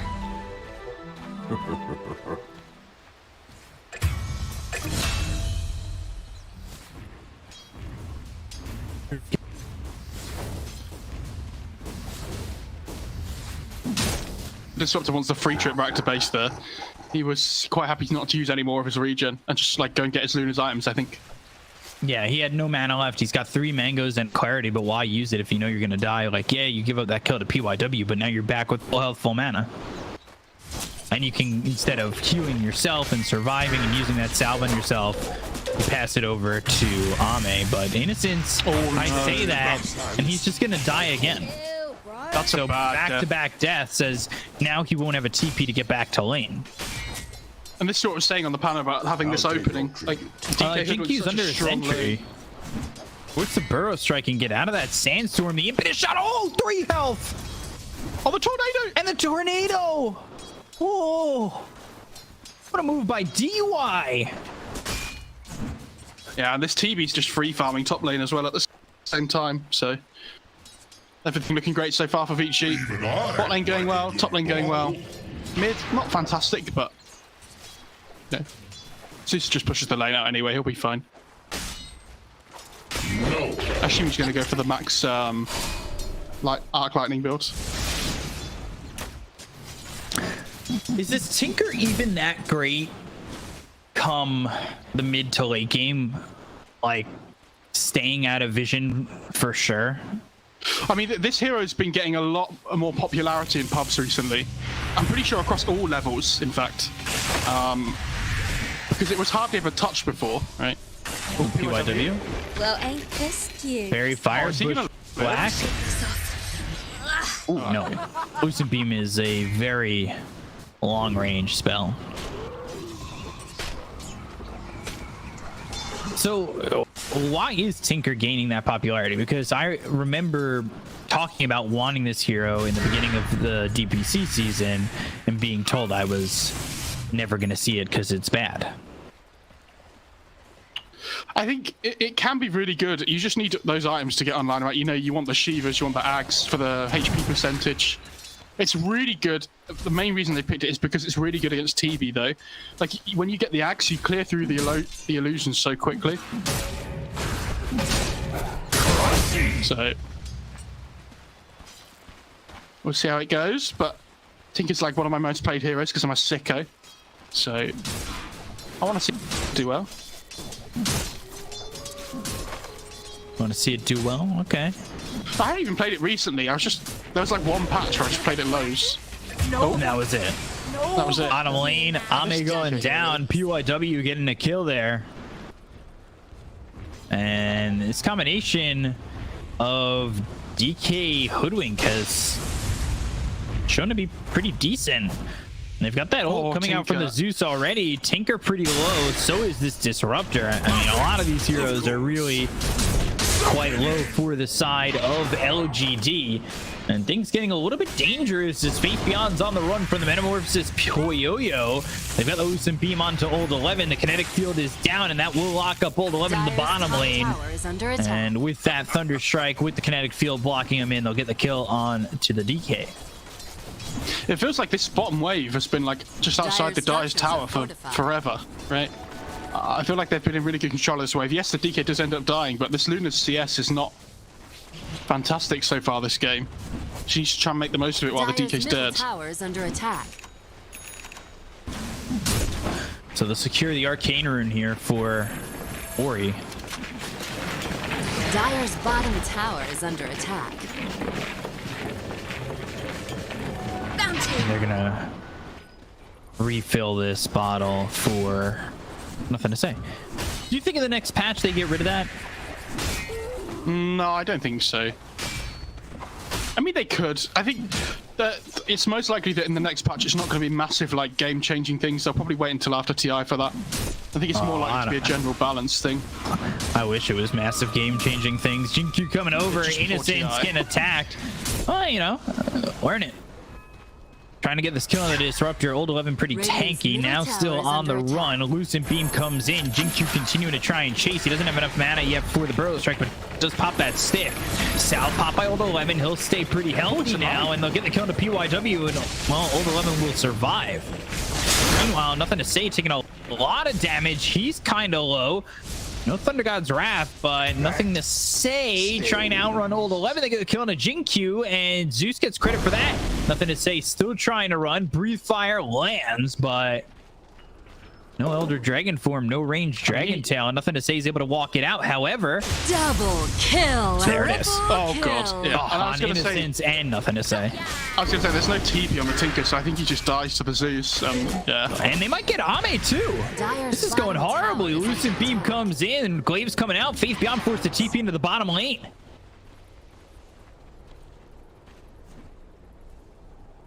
Wow. Dear, oh dear. I mean, this Zeus is so rich now from getting that double kill on the Disruptor and the Tinker. He has so much net worth. I see what the little sprites fly all the way back to the edge. Wait for us. UI now going to try and just waste some time. Yeah, I mean, this is so good by Deer. There's like 3 heroes just chasing after him while his TV's free farming. Get him! Get him! There we go. And then he just stands still. He's got an edge creep coming. Oh, okay. Trying to do as much as it can. Oh, and they find the ward as well. That's actually a decent amount of gold for that then. Radiant's That's okay. top tower is under attack. But this is what we were saying before though as well, that LGD's draft is really greedy, right? Like, they have 2 position 1s basically in Luna and Tinker that take up so much of the map. And then Mars as well needs a decent amount of farm really early on. And then there's like this sanking forward that really wants to get to his blink timing as well. So this laning stage, I don't think was ever really going to go, like early game was never going to go too well for them. Radiant's middle tower is If under the early attack. game had gone well, I think they just, you know, walk down lanes basically. But if the lanes don't go well, Radiant's bottom tower is under attack. does the mid game go Dire's well top tower either? is under attack. Like, they're greedy and they need to take up a lot of the map. The more and more your map gets cut down, which, to be fair, hasn't been cut down at all yet, the worse it's gonna get. Oh, hang on. Ench Creek, go! Dire's top tower is under attack. 2 sentries down just to watch this SK, and they're gonna try and stick with him. They've got the Thunder God's Wrath, they'll get the kill, and now they can work on this tier 1 bot. Yeah, and they get to chip away as well. And you have to remember the whole time this TV is just free farming the top jungle. And I know Luna's farming as well. But I think you do have to be worried. Like Stephen was saying earlier, this TB is a great core matchup against the Luna. Radiant's bottom tower is under attack. Innocent Stein to PYW. He's got some help there from the Zeus. They'll bring Jin-Q over bottom again. He just died here over in the bottom lane, and that sentry's still there. So Dragon Tail hits, impetus shots coming in. Jin-Q needs to be very careful. Now just outside the Dire's top range tower of that is under sentry and attack. back in it. Do they have any more detection on those? He finds yeah, it. And has 2 more sentries being delivered. Innocence comes down. 4 heroes are going to be here now. The Sub's not level 6 yet. This is a bit of a worry. Earl Strike, Kinetic Field, Thunder Strike coming out with the arena. They've got the spear, and down goes Old 11. Epicenter committed by Jin-Q. They'll get the kill on a DY. They'll bring back PYW, trying to find themselves a 3rd. Bushwhack on a 2, and a Sharpshooter to get some distance. They don't have a Blink Dagger, so PYW escapes. Really well done to have that Sharpshooter move, especially with the Bushwhack that held them close to those trees. There was a spear brush past his ear as well, ever so slightly. Yeah. Now they know with that chunk missing by the ear it brushed past that he's been tracked. You know how they do with the animals. They tag them. Forget it. Never mind. Questionable subject, be kept quick, move on. You know, just Dire's top happens. tower is find under wild attack. animal tendencies. It's all right. Dire's structures are fortified. Conserve the animal life. I'm a bit worried for Vici that they haven't really opened up the map at all yet. Like they're still haven't gotten desperately this trying to on knock bottom. their heads on this tier 1, but this Tinker's now just TPing bot over and over again and just laying down marches, and it's so hard for them to push into it. Dominating. Oh, And it's instead of the Thunder God's Wrath. Oh, they call themselves a Tinker now. Because of that vision, they'll get the kill and march to the machines of the tower. Radiant's bottom tower has fallen. Ooh, it's getting close. No. He was always fine. All right, PYW, heal yourself. I'll take your health. Thanks for the Sunder. so Jin-Q's about 800 gold off his blink, 900 gold, so not too far. This is a really nice ward by the Dire side, though. I mean, this Ench is just going to break the smoke, and that feels so good. This Zeus feels very strong in the moment. It's gonna be a massacre! Soak it in! Bringing the Tinker in. Dire's top tower is And under that attack. here is so annoying. Gosh, DY just eating up all the aggression. Dire's top And to be fair to tower is under Vici, attack. LGD haven't gotten the top tier 1 yet either. No, not at all. But I think it's much harder for them to. Like, Is it though? With there's a DK 4 on this. heroes? Yeah, but there were 4 heroes bottom for the longest time. Yeah, of course, but they want to defend their own tower rather than Dire's trade. top tower is under Because they have a attack. Tinker, so I think you want to hold every tower you possibly can. Like, because eventually it gets really difficult to push into tier 2s when there's a Tinker on the other team. So you want to try and keep your tier 1s alive. You know, delay the game as long as possible, basically. Right. Because like we said, they do have a greedy lineup, and like this, even this Sanking 4 has the potential to scale really well. So if they can get over this early game, their lineup looks really strong. Like late game, you have Axe Disruptor potentially as well. One of the better scaling supports. Static Storm down. Zeus caught up in the kinetic field as well as the Static Storm, and he'll get the kill with the Lightning Bolt. The God's Wrath now off cooldown in 4 seconds. He is 5-0-4, though 1,000 gold behind the Luna and the Chibi, despite the fact that he's had such a rolling start. Fabian hasn't died yet either. Well, it's quite impressive. Yeah, Sanking Blink coming out. I'd like to see them try and make a move here, potentially around this mid tier 1, potentially around the top tier 1. I think you can afford to be aggressive now, because the Tinker can be, you know, playing the dead lane like the Sanking has here and just pushing out waves and things. You want your Sanking to be basically off map all the time now that he has Blink. You know, you don't really want him to show anywhere, because if Vici see the Sanking just sitting in a side lane, they know that they're not really in trouble anywhere on the map. He's 1,500 gold away from Ags. Smoke from both teams. Koyoyo's down here by himself. He's gonna get caught. Blink Burrow Strike coming through. They've got the Mars Arena and the Spear with the Epicenter, and Koyoyo wound up dead to Jinkyu. Huge kill. That's really good. Guess it's my shot. The same. You have to remember, at the same time, Vici aren't getting anything done with their smoke. So there's like 3 heroes that aren't farming because they're smoked. Oh no, Arme. Oh dear. He's fine. Fake hype, Mo. Fake hype. Well, the thing is, he knows that they're around somewhere in the top half of the map, right? Right. Because there was nobody bot helping the TB. And Jinkyu deep. He was behind the tier 2 tower, cutting creeps. That was crazy. Yeah, just shove the lanes in as much as possible. You'd rather clear a creep wave than a jungle camp, right? Yeah. Being safe like that, that's for sure. And, yeah, the Axe queued up on the Tinker after Blink.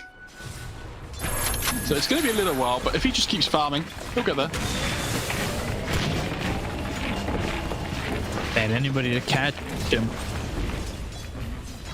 If they had anybody to catch him, that would have been pretty close there to kill off that Tinker.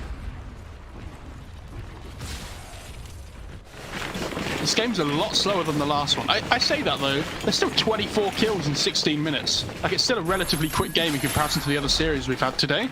But the last game just was such an anomaly that now everything in 20 minutes. Yeah. Everything feels slow in comparison. So, break down what you think Vici have to do in the next 5 minutes or so to really stop the bleeding. I mean, how close is the Zeus to an item? Because I think when he gets Ags, right, the DK game completely changes. Yeah, he's 700 gold away. When the Zeus gets Ags, obviously DK can play completely differently, where he looks for pickoffs, and there's always going to be a Nimbus on top. So the Zeus doesn't need to be there to get his damage off, right, necessarily. Right. You have Nimbus, you have Thunder God's Wrath, pickoffs become a lot easier. This is a great smoke, I like this. Because they have the ward on the high ground, they see this TB farming. They're gonna go for it. They find him, they kill off Koyoyo. And again.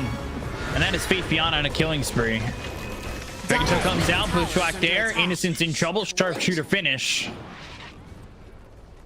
So they trade, but it's not the trade they want. They have Nether Shawl for the Tinker as well if he wants to take it.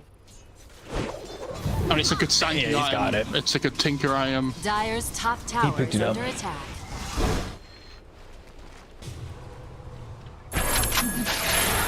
This is not the start that Koyoyo wanted. Granted, he's only he's about 2,000 behind this Luna. I'll be honest, Peacock, this has the potential to be a really long game. Because one team has to push into a Tinker and the other team has to push into a Zeus.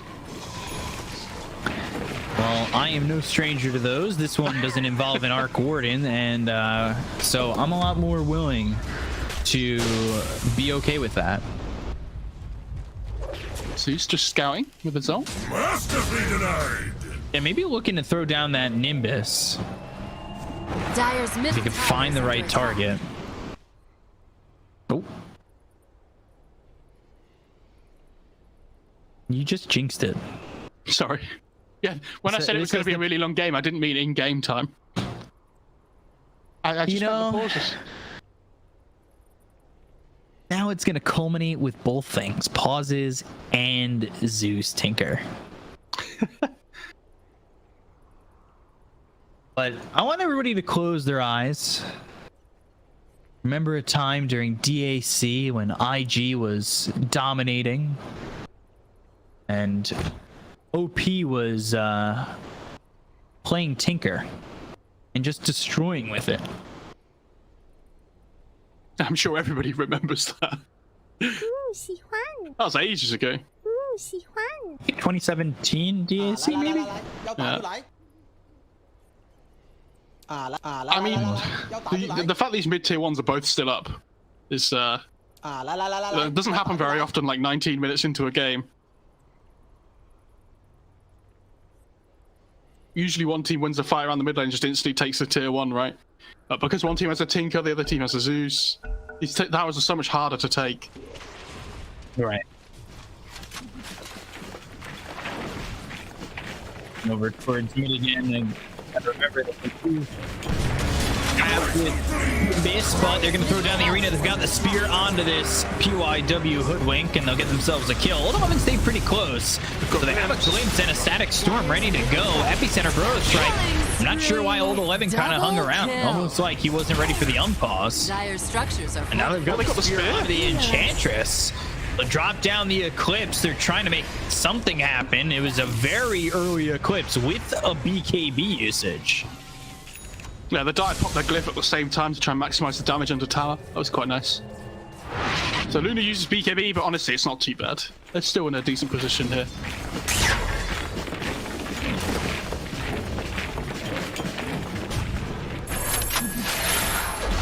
Dyer's 700 top gold to tower go, is under V-Corp. attack.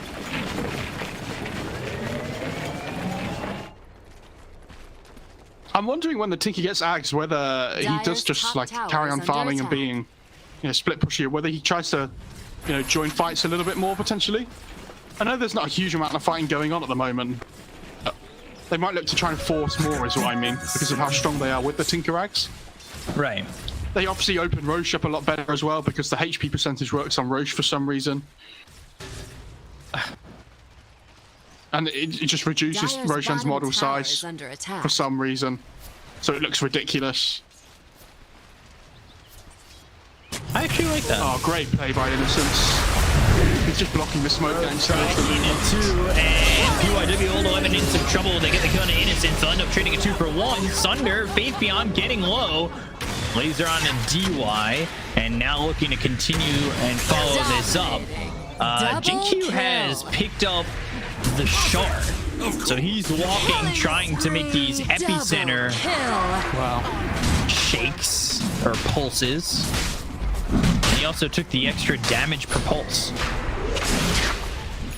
What a good fight by LGD though. You see Disruptor in the perfect positioning. Dyer's bottom tower is under attack. Just instantly breaks the smoke. He's the first one to get gone on, but they're like, oh, we don't really want him, but so we drop a ward, we kind of have to. They don't even kill him. They realize they're outnumbered. And the fight's just over at that point. The fact that tiny roaches. Did that ward just time out as he went to kill it? I think it did. That's unfortunate. We didn't see, unfortunately. But...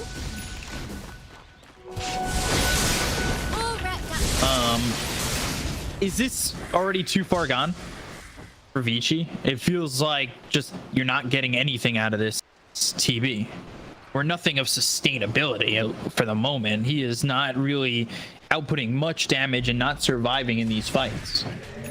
Yeah, it's difficult, isn't it? But you're playing into a Luna with 4k net worth on you, and a Tinker, which is probably one of the biggest counters to TB, even though it's not too popular at the moment. And like Mars Arena's really good, like we've mentioned before as well, blocking the shots with the edge of the arena. Like he uses his 9-second BKB and gets nothing from it. And they're smoked. They're looking through mid.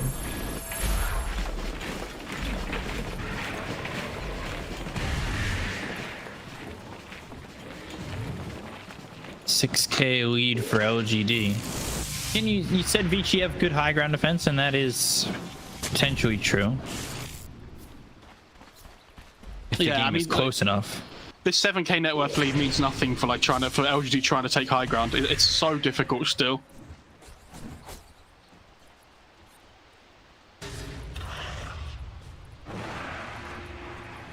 Nice ward by Vici. It's in such a weird position for trying to D-ward because you tend to put sentries like around it rather than like within that range. That's timeout. Towers under attack. And they're going to realize that they're all standing on it as well when it does timeout. They were grouped up bottom like they wanted to make a move, but I just don't see that happening. I mean, they're trying to force a fight on LGD, right? But Vici are doing a really good job of just, you know, playing around the edges of the map.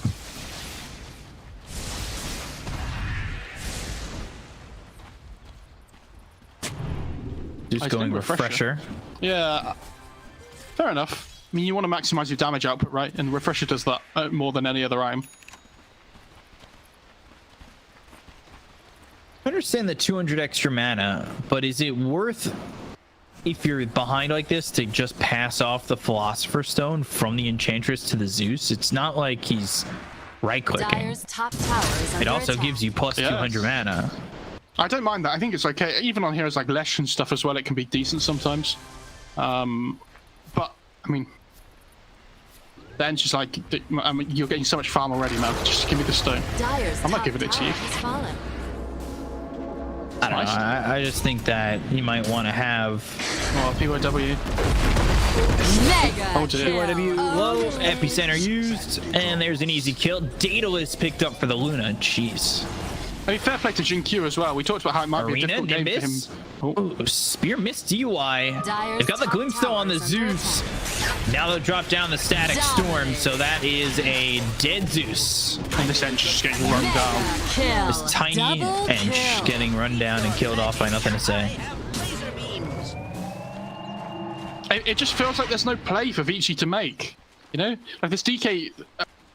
was it you I was talking to earlier that we were saying that, you know, a lot of the time on the DK you go like Blink BKB and you might struggle to farm a little bit, and it kind of feels like what's happened this game where they tried to find openings, they didn't really work, and then all of a sudden your DK just gains no net worth as the game goes on because you're so reliant on finding kills. Because we were seeing the arm with DK. So try and go with the Metamorphosis. They've got the Burrow Strike coming through onto the Hoodwink. Right click damage is just enough to get the kill there onto Innocence. Come get healed. It's very difficult to step up on this Tinker. Yeah, like maybe the Tinker can just undergo Wrath and the DK finds the entrance onto the Tinker because of that, you know, the vision that it gives, but it's still really difficult. I mean, if you're the Tinker, you could even just wait in base until Thunder God's Wrath has been used, and then TP to the fight, right? He has 4 staff as well to get out of the Nimbus. Dire's structures are fortified. So you've made him spend that extra gold on 4 staff, but yet he still feels so far ahead. Dire's bottom tower is falling. Gift from the tempest of battle. Yeah, it's tough, isn't it? Dire's bottom tower is under attack. Because, I mean, we were worried about the LGD's greed, right? And then you look at Vici's draft as well, and you're like, they've still got Terrorblade Zeus. Tower is under you know, attack. like, it's still really difficult for them to make moves as well. Very much a greed off. Yeah. Damn it.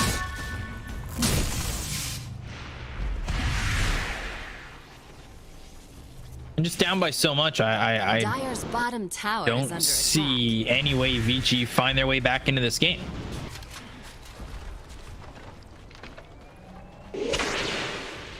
Or at least 99.99% chance that they don't make their way back into this game. Do you know how they get back into the game, B-Cup? Second Roche. Dire's bottom Yeah, tower sure. is falling. And it would give Shard.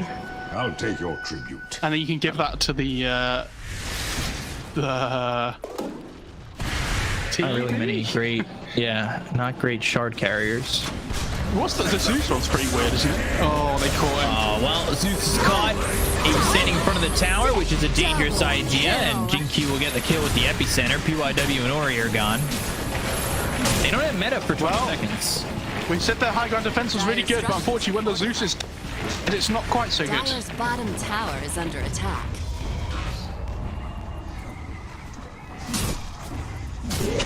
They have another wave coming on the Radiant side as well, so it'll probably come just as the high ground backdoor defense kicks back in again. Dyer's bottom tower has fallen. Why doesn't it kick back in immediately? Yeah, I don't know. I mean, it would be really difficult to push high ground if it did. I still think it needs to be less than it currently is, but... Dyer's bottom barracks have fallen. Dyer's middle tower is under attack. Oh, there's a gem on the disruptor as well. The Chinese teams are so good at doing this. Like, all the top teams, to be fair, but especially like LGD and Vici. They're not afraid to buy gem. Not afraid to buy like 2 or 3. I mean, X-Nova was the one that used to do it all the time, right? For eHome. Right. Even when they were losing games, he'd nearly always pick up this early gem in comparison to other teams. And it seems that it's kind of caught on a lot more now.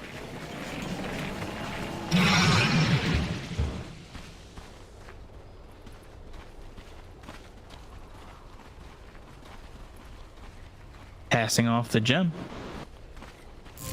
to the Mars.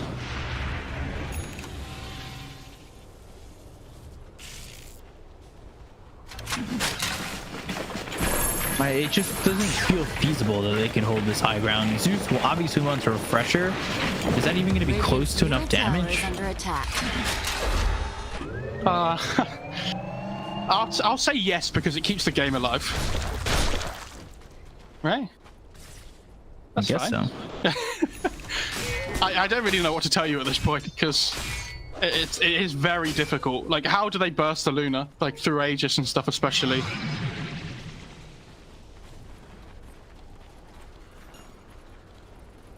We'll see what happens when it gets there, but...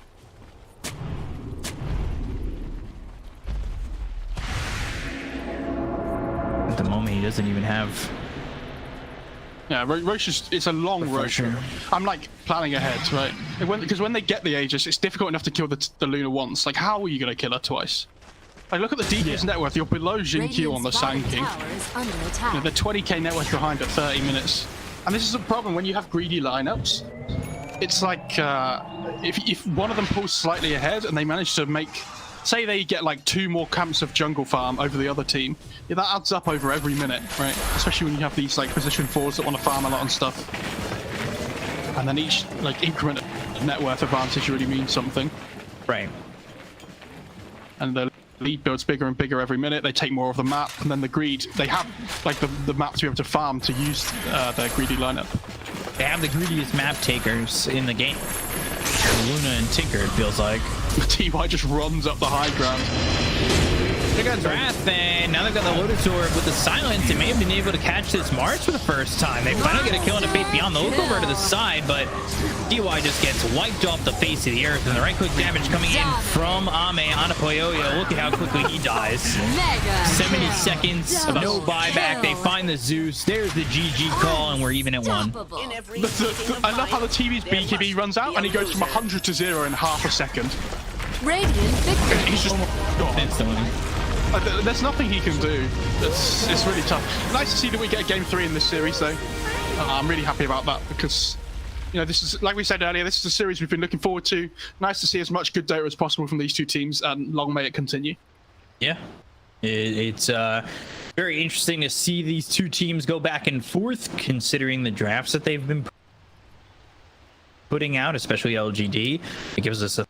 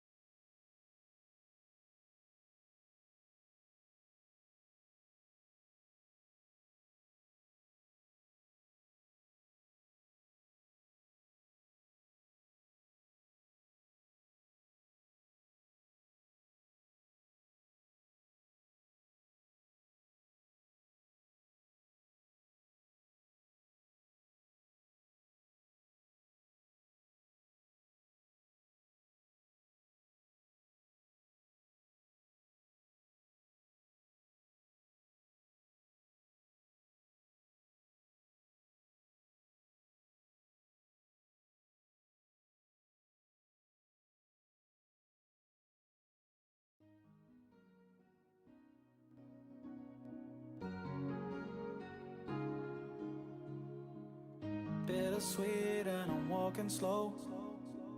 Sensitive, feel the afterglow. Looking for things that I can't control. Fear from my past, cause it always shows. Do I wanna try? Can I let it go? Running from the past, wanting to be sure. Chaos in my mind, constant deja vu. But every time, it comes back to you. Whoa, I'm still falling. Whoa, but it tastes bittersweet. Whoa, I keep on falling. Whoa, I like the taste of it.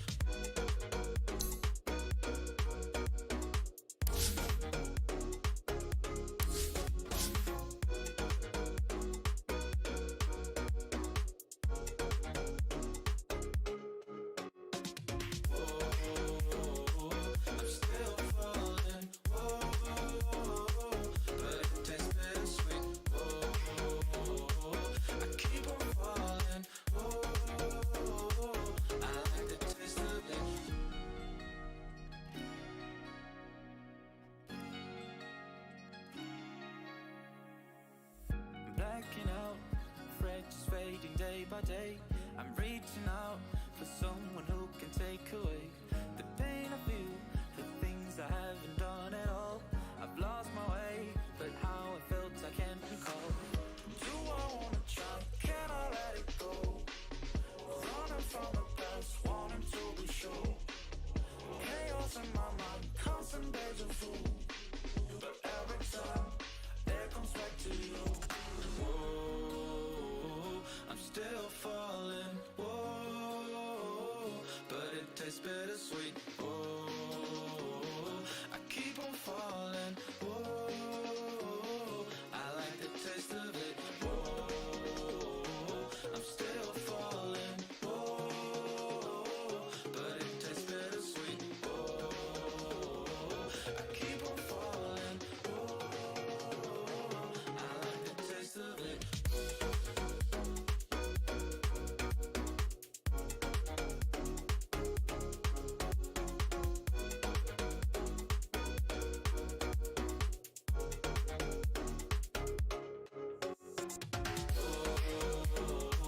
I'm still falling. Whoa, but it tastes bittersweet. Whoa, I keep on falling.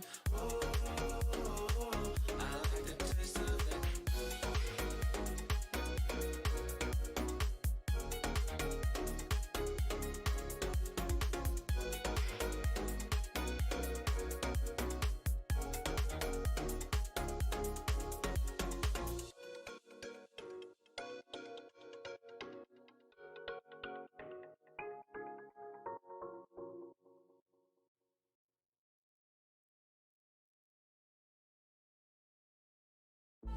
Broken heart, tear me down, light the fires all around, touch your skin, turn to ice, all we are, sacrifice. Why does it feel like I'm dreaming? Why can I wake up? I can't breathe, I can't see. You cut me open now. You let me, broken but half alive.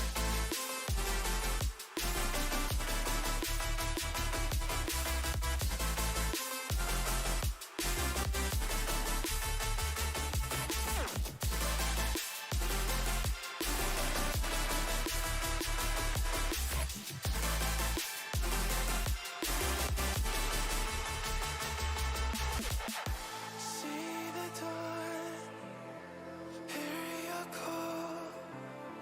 That's a trick, nothing more. My head 5 seconds remaining. never sure. didn't see anything crazy going on. I mean, the question that I have is, we've seen Pudge Game 1, Tinker Game 2. What's the weird hero for Game 3? Because I'm ready for anything. It's got to be techies. How long do we have to wait for the Jinky techies to make its infamous return to the game? I think LGD already spent their one game trying something weird in game one, and they're just gonna stick to their guns. I mean, the Luna was perfect, right? That's meta stuff. Everything in their draft was meta apart from the Tinker. So I think we're gonna see them, really pick something that they really believe in here. Radiant team banned. All right, let's get into the third and final draft of this series. We're going to start things off with the Pudge ban from Vici Gaming. Do you know what? They're gonna first pick Luna here. I have to say, when you asked me what we were going to see in the draft, I was going to joke that it was the first phase Pudge ban. I was like, no, that's too stupid. Not even I could say that. But they do it anyway. So, you know what? There's no limits to this game. That is some cowardly energy from Vici Gaming, honestly. We beat that Pudge, but we're scared of it. We're going to ban it. Oh no, not the Pudge. What year are we in? Shadow Demon Luna? That is old school. Yeah. Why don't we do this anymore? Because 2016, right? Strong, right? Yeah.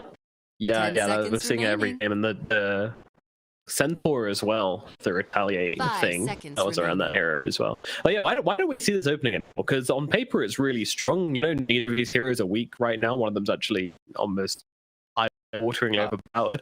I think when you have double pick at the start of the game, you tend to want to pick as many boxes as possible, right? I think it's really strong, but like most teams prefer catching, like having a hero with catch or something, or like YM plus some core. Dire team banned. I think that's very good. But, yeah. Okay. They go Grim. I mean, I'd much prefer this Vici opening.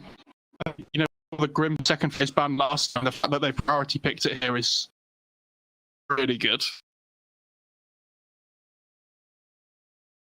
10 seconds remaining. Grimstroke DK, big opening. 5 seconds remaining. So. Basically, there's going to be a lot of Lunas in this game, huh?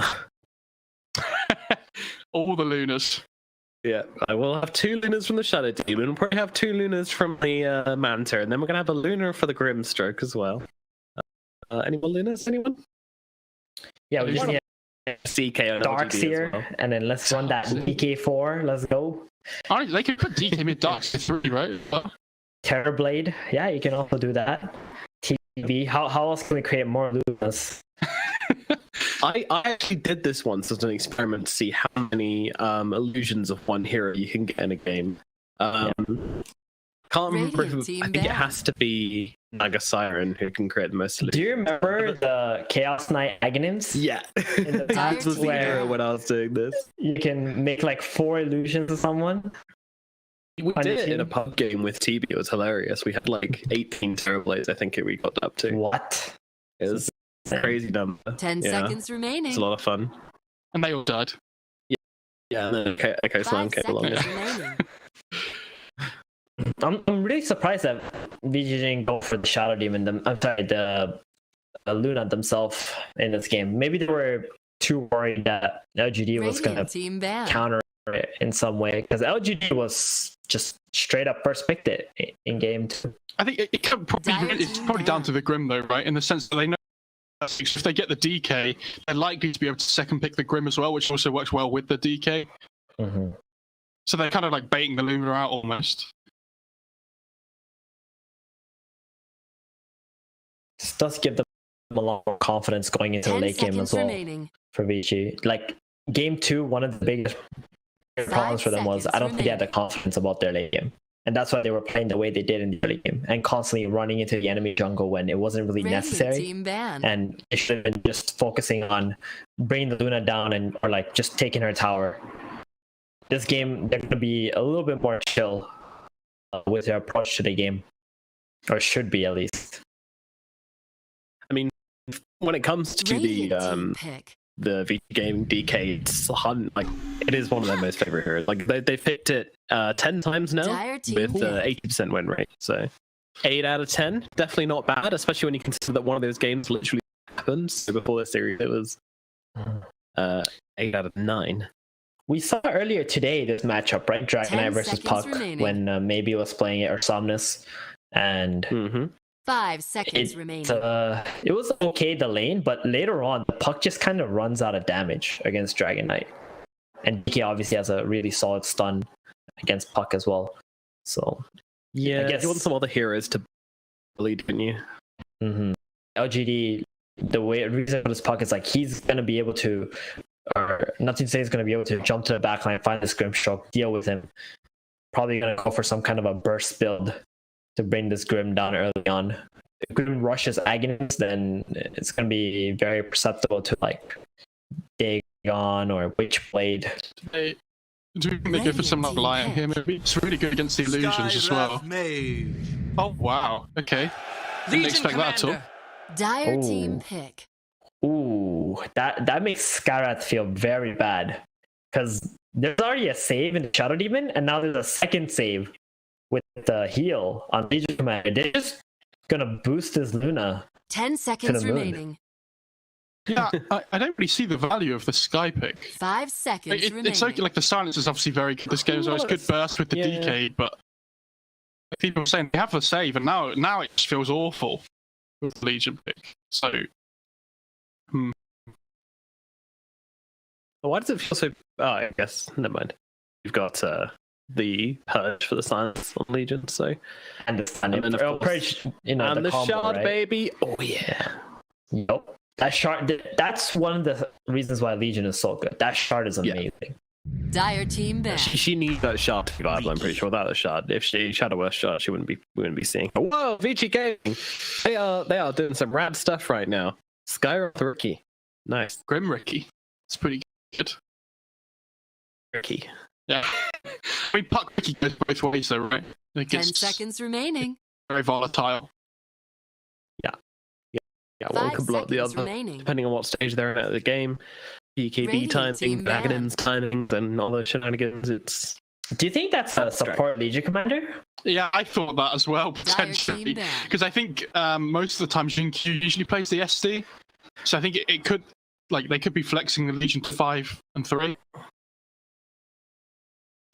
Yeah, I think they're just going to wait to see the last Vici hero here. I think ET was a great ban, because ET Luna would have been really difficult to lane against as well. Yeah, ET last pick. Yeah, and throughout the game as well, you get all the buff. Dire team pick. Match from the Eclipse natural order and stuff as well. It was really good. Oh, I love it. LGD with the instant snap blast fans as well, just to put more pressure on Vici, because they've only got 4 seconds of reserve time left. They're like, yeah, 10 let's seconds squeeze remaining. them. They can poke. They can pick something stupid. They're gonna panic and random tech. 5 seconds remaining. Or Radiant slot team pos pick. 5. Well, I'm surprised they've gone Sky as well, because I would have liked to have seen the Grim Post 4 as well. But it feels like it's going to be Grim Post 5, which they've picked specifically against the Luna, and it's not going to get the same farm priority. So, unsure. Underlord. It's a pretty good game for it. Remaining. Yeah, the Root. We're just gonna rock up. 5 seconds. Root's very good against the puck as well. Yeah. They're just for a Skyrath. They pick so much hate for this puck. It's actually insane. But I don't know if any of these heroes truly deal with the Luna, though. It's a really good Viper game. If they want to go for it, I think. I don't know how they fit it in, but even Viper 5, I think is okay. Choose your hero. Oh. Yep.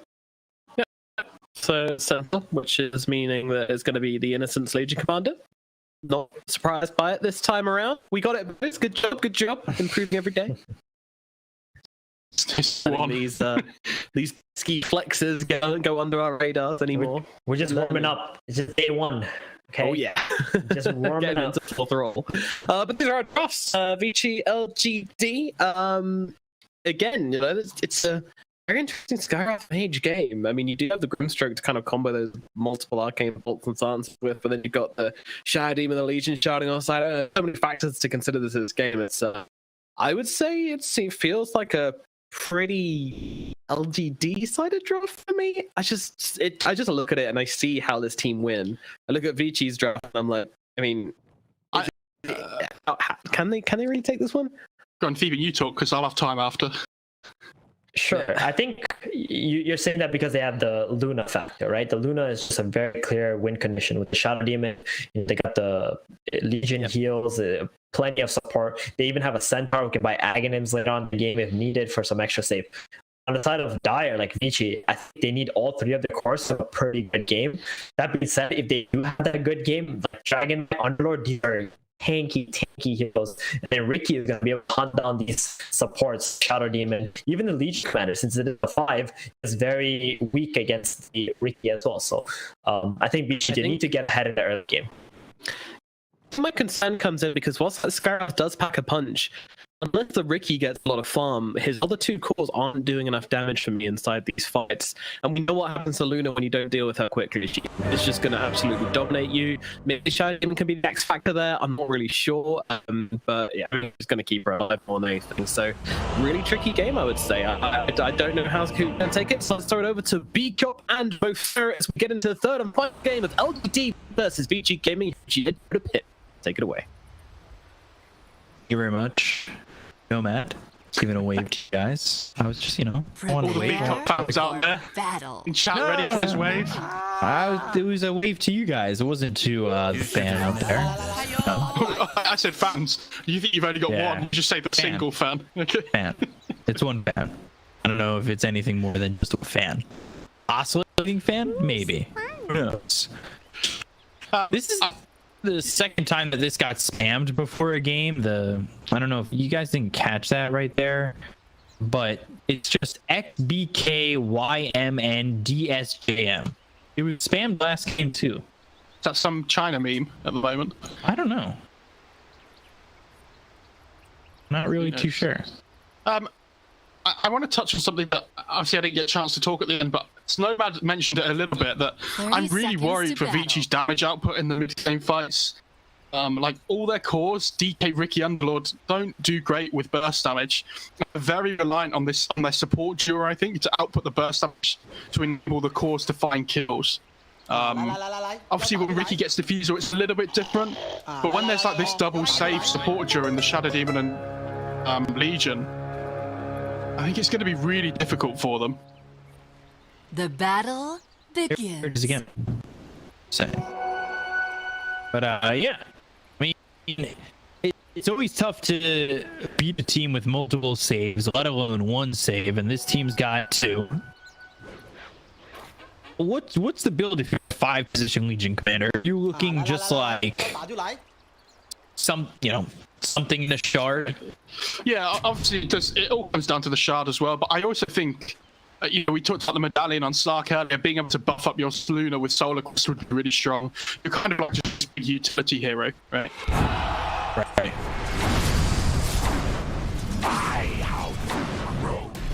Immediately, DY actually, is he stuck right now? I think he's completely stuck, and DY just getting right clicked down. Jinkyu could have the damage as the illusions run out, but he was completely stuck at that moment. Yeah, that's something you'll see really top tier Shadow Demon players do. But they understand the limits of their hero, right? And it's something they always have to do at level 1. If their enemies are next to trees or something, or in the side of lanes, they tend to look for the surrounds.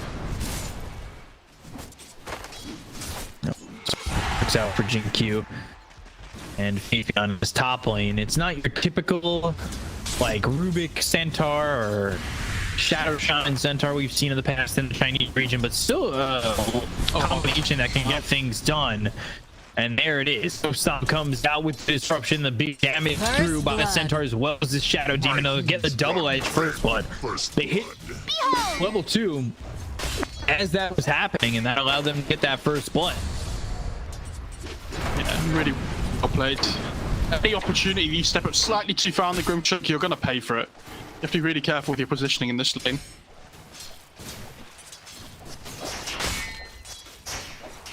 Yeah, I think even if you're Puyo, you need to be careful about stepping up too far like that. Obviously, you have a way out where the Grimstroke doesn't, but if you're not too careful, or if you blink strike in and get caught and you don't have a charge or something like that, you're in trouble.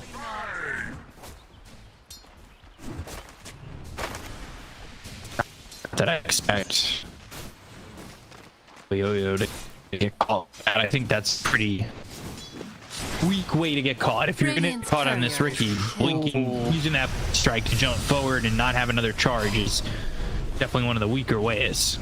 Really well played, but nothing to say. I don't know if he caught them. He used the orb in the mid lane to be able to get both the water runes there.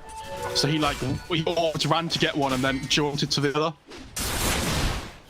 And that's kind of control that I think we've been missing from mid lane, because it's been water runes on both sides, so it seems like sustaining yourself has just become that much easier.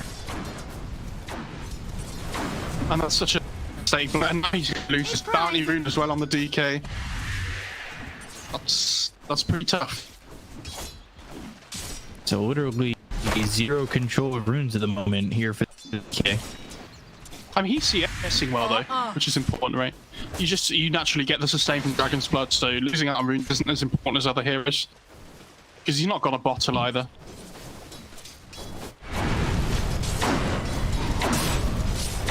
You can sustain pretty much on your own at a certain point. I mean, he has 30 HP regen without a tango going. Because of brace on Dragon's Blood, it's ridiculous. Innocent's taking some damage. Worked all the way back and gives a shared tango over to the Luna. While sitting low himself, losing beam, and PYW now on the run. Concussive shot with the arcane bolt. Legion Commander still surviving. Yeah, no amount of the stand, unfortunately, to follow up. Not that he really have much to follow up with. Yeah, you've got the arcane bolt every 5 seconds, but you just didn't have, like, yeah, you said there's no mana, but it's like he just doesn't have enough mana regen either to sustain more than like one shot at the moment, especially if he's getting a concussive shot too.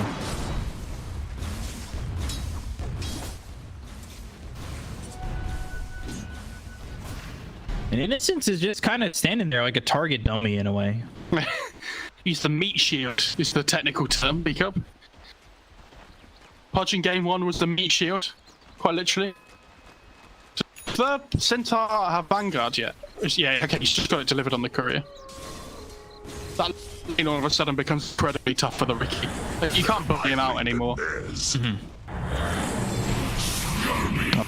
He might be dead here. This is a problem. We got the silence, so that'll help out a little bit. Courier has to do a ring around the rosy. D-Wop picking 4 stacks of the Shadow Poison. Make it 4. I thought that one hit. 4 stacks, make it 4. Oh yeah, you know. When it hits that point where it's 11:30 a.m., that's early. I've been awake for long.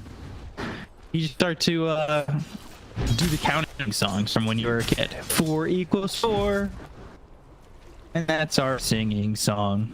I feel like you had some weird songs as a kid. Laning stage going pretty well for LGD so far though. It also causes okay. Centaur obviously having a really good time, but He's mine. he's good as well. And like I said, they already have damage problems, I think, on Vici. Bottom lane starting to do what they can against the old 11. Disruption, 3rd stack of Shadow Poison, and they'll have their Wounds and Beam, make it a 5th stack. Yep, and there's the kill for Jinkyu. So after 4 comes 5, and that's our counting song. Underward's dead. Something we should probably mention that we didn't talk about is this. Obviously, the save from the Legion doesn't purge the Phantom's Embrace for the Grim. So whenever the Phantom is attached to somebody, it cannot be purged off. So by Puck, for example, as you saw there, it's very difficult for the Puck to deal with. Disruption once again, and that's coming through on a DY. Silence on to and he might recognize that he should leave because he gets right click down and it's a double kill for Jinkyu, who will happily take the experience, but that's really what you want. Shout out to the observer, managed to catch a little bit of both there. That was tough.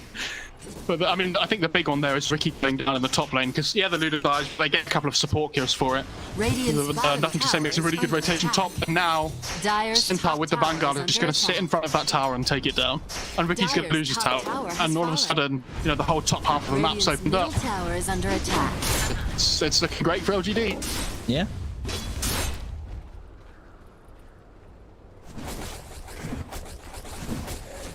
How? So, used to do this during the DPC, and there was about 2 days into the DPC, every analyst I worked with and host hated my suggestions. Okay. What if a hero had the equivalent to Pokemon's metronome as an ability? Yeah, right, okay. Silence on the Legion, hold that thought. Phantom's Embrace, silence there again onto Innocent, and he'll die. So you use the ability, and it can use any ability in the game. But taking a lot of damage. 3-man recoil. They've got 11 here. They still haven't gotten the kill yet on PYT, but eventually he should die to the shadow poison that's on him. Got now 4 stacks. These stacks are starting to build up on everybody. DY is now low. Jinq outputting a lot of damage. DY dead. They lost the Luna again. Jinq disruption. Shadow poison. 3 stacks. 4 stacks. Oh. Dire's middle tower is under attack. But look at mid as well at the same time. Radiant's bottom tower is under attack. Tower for fun, baby. No boots. Hood Vanguard. What are you gonna do? I mean, I guess it would be ability draft within a hero's one ability. What was that Gambler that was Dota 1? I never played that hero. Neither have I. Ooh, Centaur, triple silence, and triple dead. Well, really, single dead, but very dead. Very silenced. Yes. Dire's middle tower has been denied. I really would have liked to see Fabian done a fight bot, but it's really awkward because he doesn't really boost. He was holding Stampede for a long time though, which is pretty wild.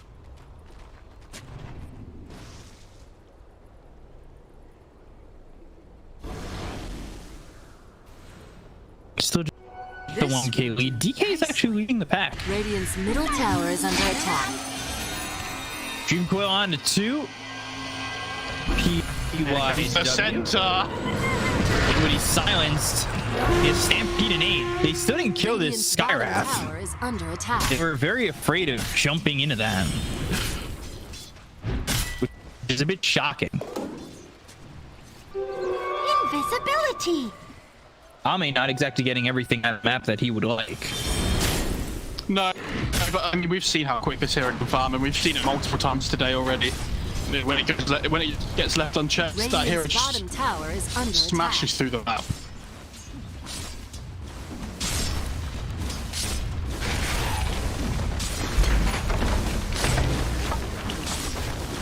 So, mid.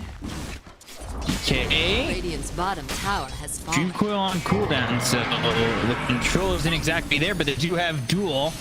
They have the damage during a tail disruption. Oh yeah, they've got the damage. The question is, do they use it? Oh, actually, sorry, I did not look. Sam duel, he went 2-3-1. Just expected the level 6 duel there. It's duel. Like, who's dueling? He's just going to end up getting himself killed anyway, right? So. Well, you hold it to the last second, right? In a spot like that, that's what it felt like he was doing, and now he's gotten 2-1. If you're in the duel, do you think he's suddenly just going to start hitting people in the game with his extra 10 damage? No, but you got dual targets. Stroke and Skywrath like pretty easy dual targets. I think you go 4-4-1, and then I don't know what his talent is, but you maybe go back for dual for the talent. But honestly, you probably take the talent before the duel as well. The 7 strength is pretty good. Just want to be as like tanky and as annoying as possible. Dire's top tower is under attack. It's not his job to hit people this game. So Jules like whatever. It's not even like he farms either. Scaling. Well, infinite scaling. Blink, Mystic Flare, but there's disruption with the Dream Coil. this. And the turnaround, PYW, and now old Elect, and he's getting low, and he'll fall. There's definitely two dual opportunities missed out. I'm gonna say it. That Centaur Shadow Demon combo was ridiculous. Like the damage between the Stomp, the Double Edge, and the Soul Catcher is absurd. I mean, they just like ripped through heroes there. Basically having a great game. Pretty comfort hero. It's really tough for Vici. Like they're trying to find these openings and things, but this is what I was saying. Like the Sky drops. Where's the rest of their like damage? There's just really awkward. Yeah. Yeah, and even then, the Sky gets dropped in destruction on the Legion, and all of a sudden it's like, well, good stuff. You know, we've run to more than one hero, so can't kill them. He's close to defusal on Ricky though. Yeah, pretty good.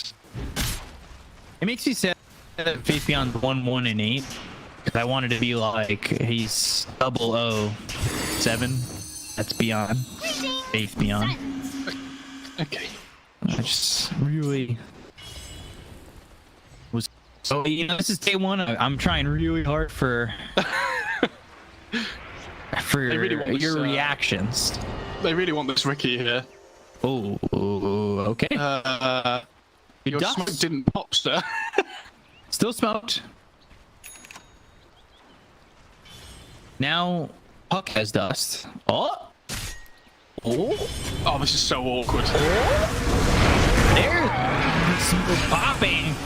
And they've got the Stampede into the Dream Coil to get the kill on the DUI. Tricks of the trade. Ricky now on the high ground.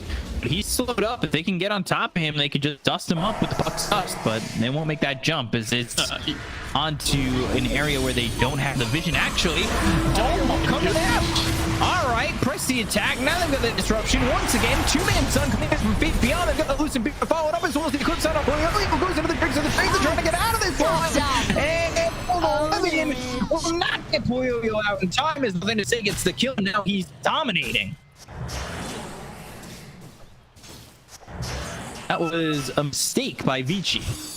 Yeah, that was a very brave blink. I mean, you were just talking about how OGD don't run up the high ground because they respect how much of a disadvantage they would be tactically, right, if they just run up the high ground. I think they did have vision, but not to anyway. Because I think they go put a ward down just before that fight started. The Legion was there. And then she like, you know what? We're gonna do it. We're gonna do it anyway. And they definitely didn't have a ward. So, really crazy. He took the duel. Give him the old ooh. Is he going to be yours? No, he's playing 4th F. Right, okay. I was Windlace. I thought he had like Void Stone coming out on the courier or something. I was so excited. Ooh. Stop missing off the blink, but that's a blink away from a ring.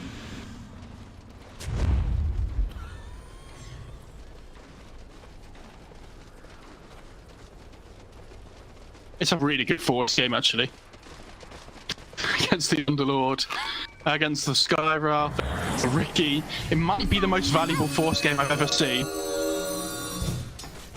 So now you've got Force, you've got Save.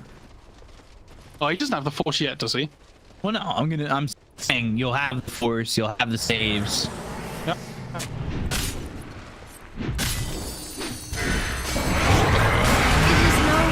They're gonna go. Oh, good jump.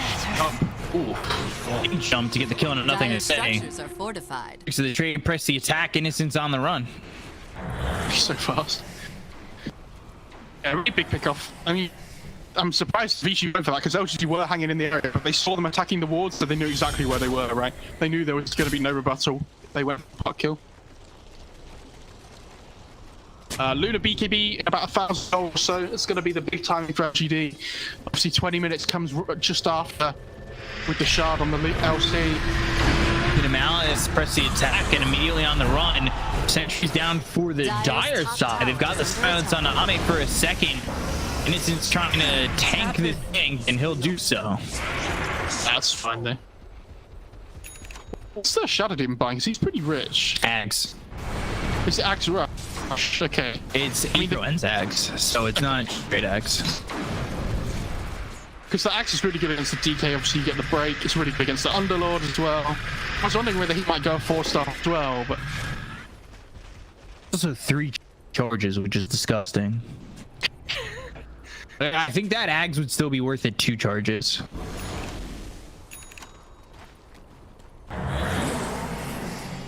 Obviously, not as much, but nothing. Are they gonna hold the Quicksilver amulet? he keep it to No, surely. well, I was just, I think because of the last time we saw that puck with the Quicksilver amulet, it was pretty impressive. But he doesn't. It's a different build this time on the puck. He's not got that Witchblade. They're coming bot on the Centaur and the Legion here. They're kind of like looping around Dire's middle tower is where under Vici are attack. looking for a kill. Now they'll sit high ground considering the puck AP top. I do see the DK here.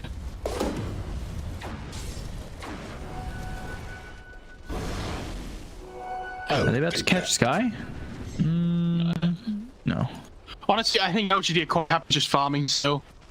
Like, they're just waiting for this Luna BKB timing. I don't know if she has it yet, but when the Luna gets BKB, their fights are so different. Okay.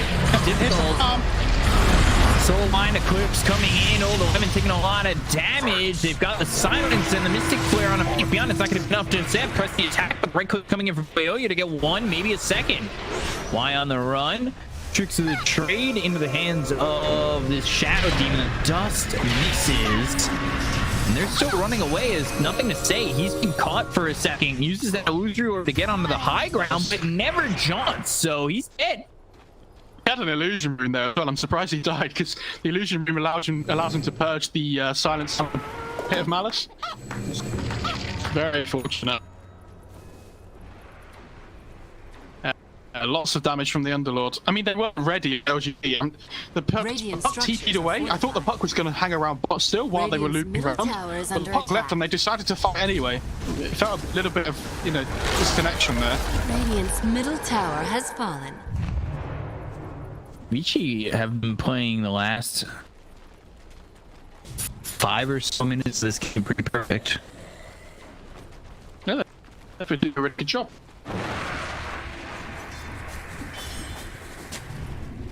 They just need to avoid the Luna, I think. Try and take fights wherever the Luna is not. Like, as you can see, they've numbers of positive things in fights and stuff, which is really strong too. Hard for them to keep it up. Ooh. Sharp Legion. Or I think he's got the Staff of Wizardry. A shame. Yep.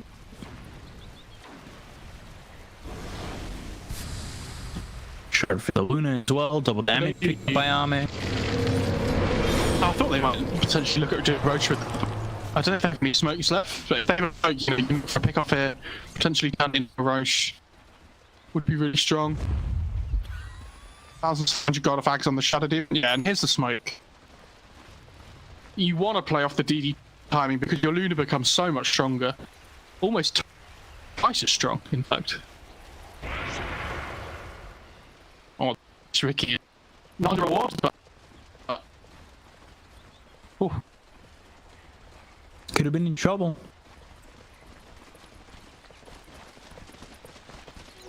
Tis mine. Vici smoked as well. Oh.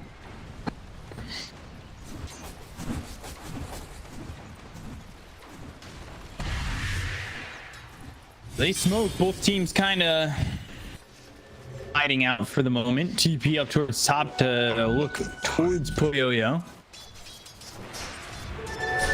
He'll get into the trees and LGD won't find anything while the rest of LGD are now in Roche. Yeah. I mean, if this Roche dies, this is huge. You have to imagine that Vici knows something like this is going on potentially. Are they? Maybe no not. idea. I don't know. Wow, I'm gonna get a free Roche on the Luna. And this game was already scary enough for Vici. Radiant's middle tower is You under see attack. them just running away from that side of the map. Now Luna still holding on to a double damage for a couple more seconds. Going to the Daedalus has that Aegis. Radiant's bottom tower is under attack. This is a tough one for Vici. They're just trying to hide. Dire structures are Just avoid LGD for now. I don't know if they really want to take a fight into the Aegis of Luna. That's going to be a tough ask, right? Yeah, it's not easy. Here they come. They don't have a ward on that big guy again. Vici. And this feels like they're searching like a horror movie. They're going to blink game, go for the hook on, but that's not going to line with the BKB pop. They've got Mystic Boy right on top of Big Beyond. He's going to try and stampede himself away. Now with the BKB pop by Luna, turning around. Ricky! So the Eclipse again, they're going to Yo-Yo. They've got that. He's bouncing in with Green Claw and DY as well. So they've got the duel to get the victory. They get themselves the third. 3 heroes dead on the side of Vici as LGD come out clean. They might even just get a 4 PYW on the run in the trees, but there's the Shadow Poison with the disruption, and it's a wicked 6 spree for Jinkyu. 7-0-7. I'm really surprised they decided to try and hold that area on Vici without the ward on the high ground. Felt pretty difficult for them to do. Like, they were hiding around the trees and stuff, I get that, but maybe they just felt like they were pincered in or something and they couldn't leave without potentially giving up, like, fight control. They knew they were hiding. They were trying to hide from LGD, but Dire's bottom tower. just like LGD are the main horror villain. And this is, as I just remember as well. Yeah. When you're the main horror villain, it gets very difficult because you're always getting found if you're the one who's gonna die. Oh, he doesn't have soul catch on SD. Wait, what? Hey, it's gone down to 404-2. I thought I saw him use it in that fight before. That was just the demonic I've purge. just lied, fair enough. Dire's bottom tower is under attack. So he gets stats over soul catcher. For the blink hook stomp comes up short once again with the BKB pop tier by Ori, trying to turn this on to Ame. Ame working with a fractional damage, and now Old 11 trying to get the team out. They have the damage to get the kill here. It's not looking likely as it's just in time. They'll escape. But still, LG keep pressing forward. And you just feel presence coming from LGD as they push down this lane.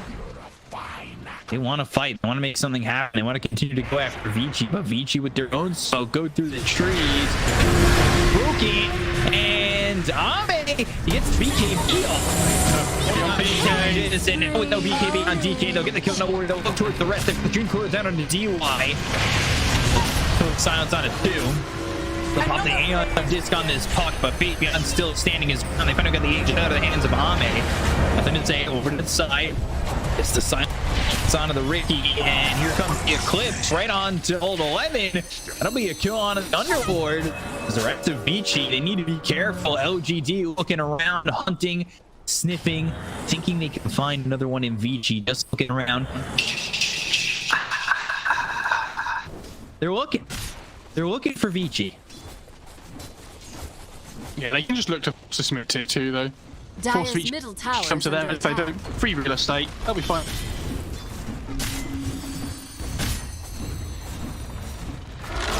Tier 2, they're going Ags on that Centaur. It should be Shard next, if not coming out right now for the Legion, right? He's got the 4 staff, so yeah, it should be Shard next, right? I think so. I mean, I would assume so at least, right? But I'm not an expert in the 5 Legion department. so he's gonna go Solar Crest. You've got Dato is finished off for Ame, and then we'll see if that's enough to maybe cap this game because they're up 11k.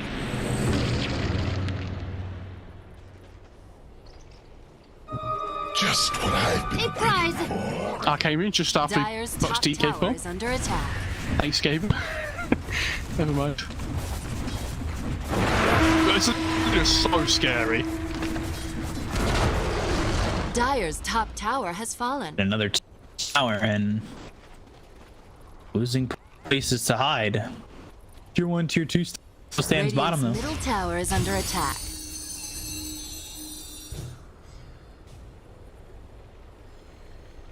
Dire's top tower is under attack. And it's gonna just get harder and harder. I feel like we haven't even talked about just the disruption on the Luna push. Yeah. The slow siege. Right, we haven't really talked about it yet. Oh, Paladin sword. It's pretty good for the PK. Tunic for... Oh, look at the duel. A little bit of miscommunication maybe, but they still get the kill, so it doesn't matter. Honestly, I get that though. Like, as soon as you see Ricky, you just push your spells on him, right? Like, the only way they wouldn't have done that is they preemptively talked about who was going to go first and leave him there.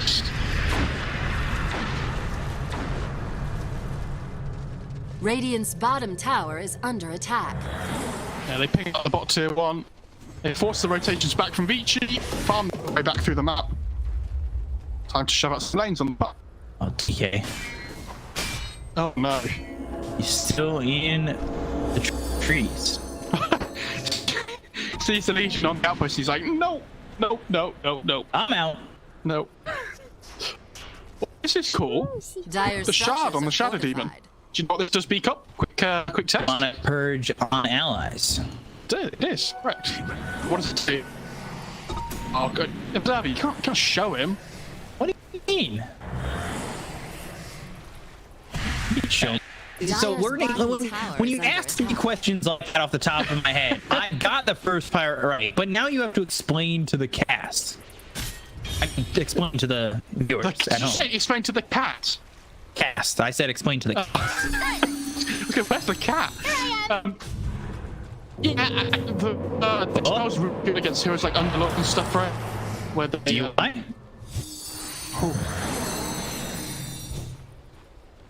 Yes. Oh. Oh my god. They got him. Quill comes down, they will catch DY. Why is she godlike? Player. Double damage. Dire's top tower. Here comes the Luna. Yeah, it feels like he's constantly had DD. That fights DD and the fights that he needed DD. Link from top double edge comes through. Roll the silence down onto the Underlord. They get the kill on old 11. They'll go back to the tier 3.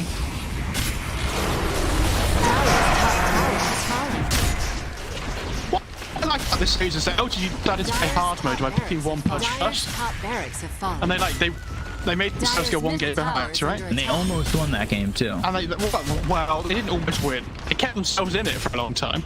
They won the early part of that game and had fun. And then all of a sudden it feels like they're like, okay, we're one game down the beach, guys. Let's not try too hard. They're gonna go for this on the duel out onto the Dragon Knight with the Vici Papa, and I don't know if he's gonna make it out even if he gets away from this duel. They'll get the kill on over. Let's take a PSW with 3 heroes down on the side of Beach. It's gonna get difficult. And there goes Poyoyo. Triple kill for Ame, and GG is on LGD. They will take this series over Vici. And in terms of BO3s over the span of all the Dota pits, LGD are leading 3-2. Yeah. I mean, I like how the Observer zoomed in on the Luna there, because I feel like that's been the hero of the series. Probably the whole day overall, right? You know, we've seen the power of this hero so much now. Right. And it'll be interesting to see at what point in this tournament it just ends up getting first phase banned every game. Because I honestly think if you let Luna through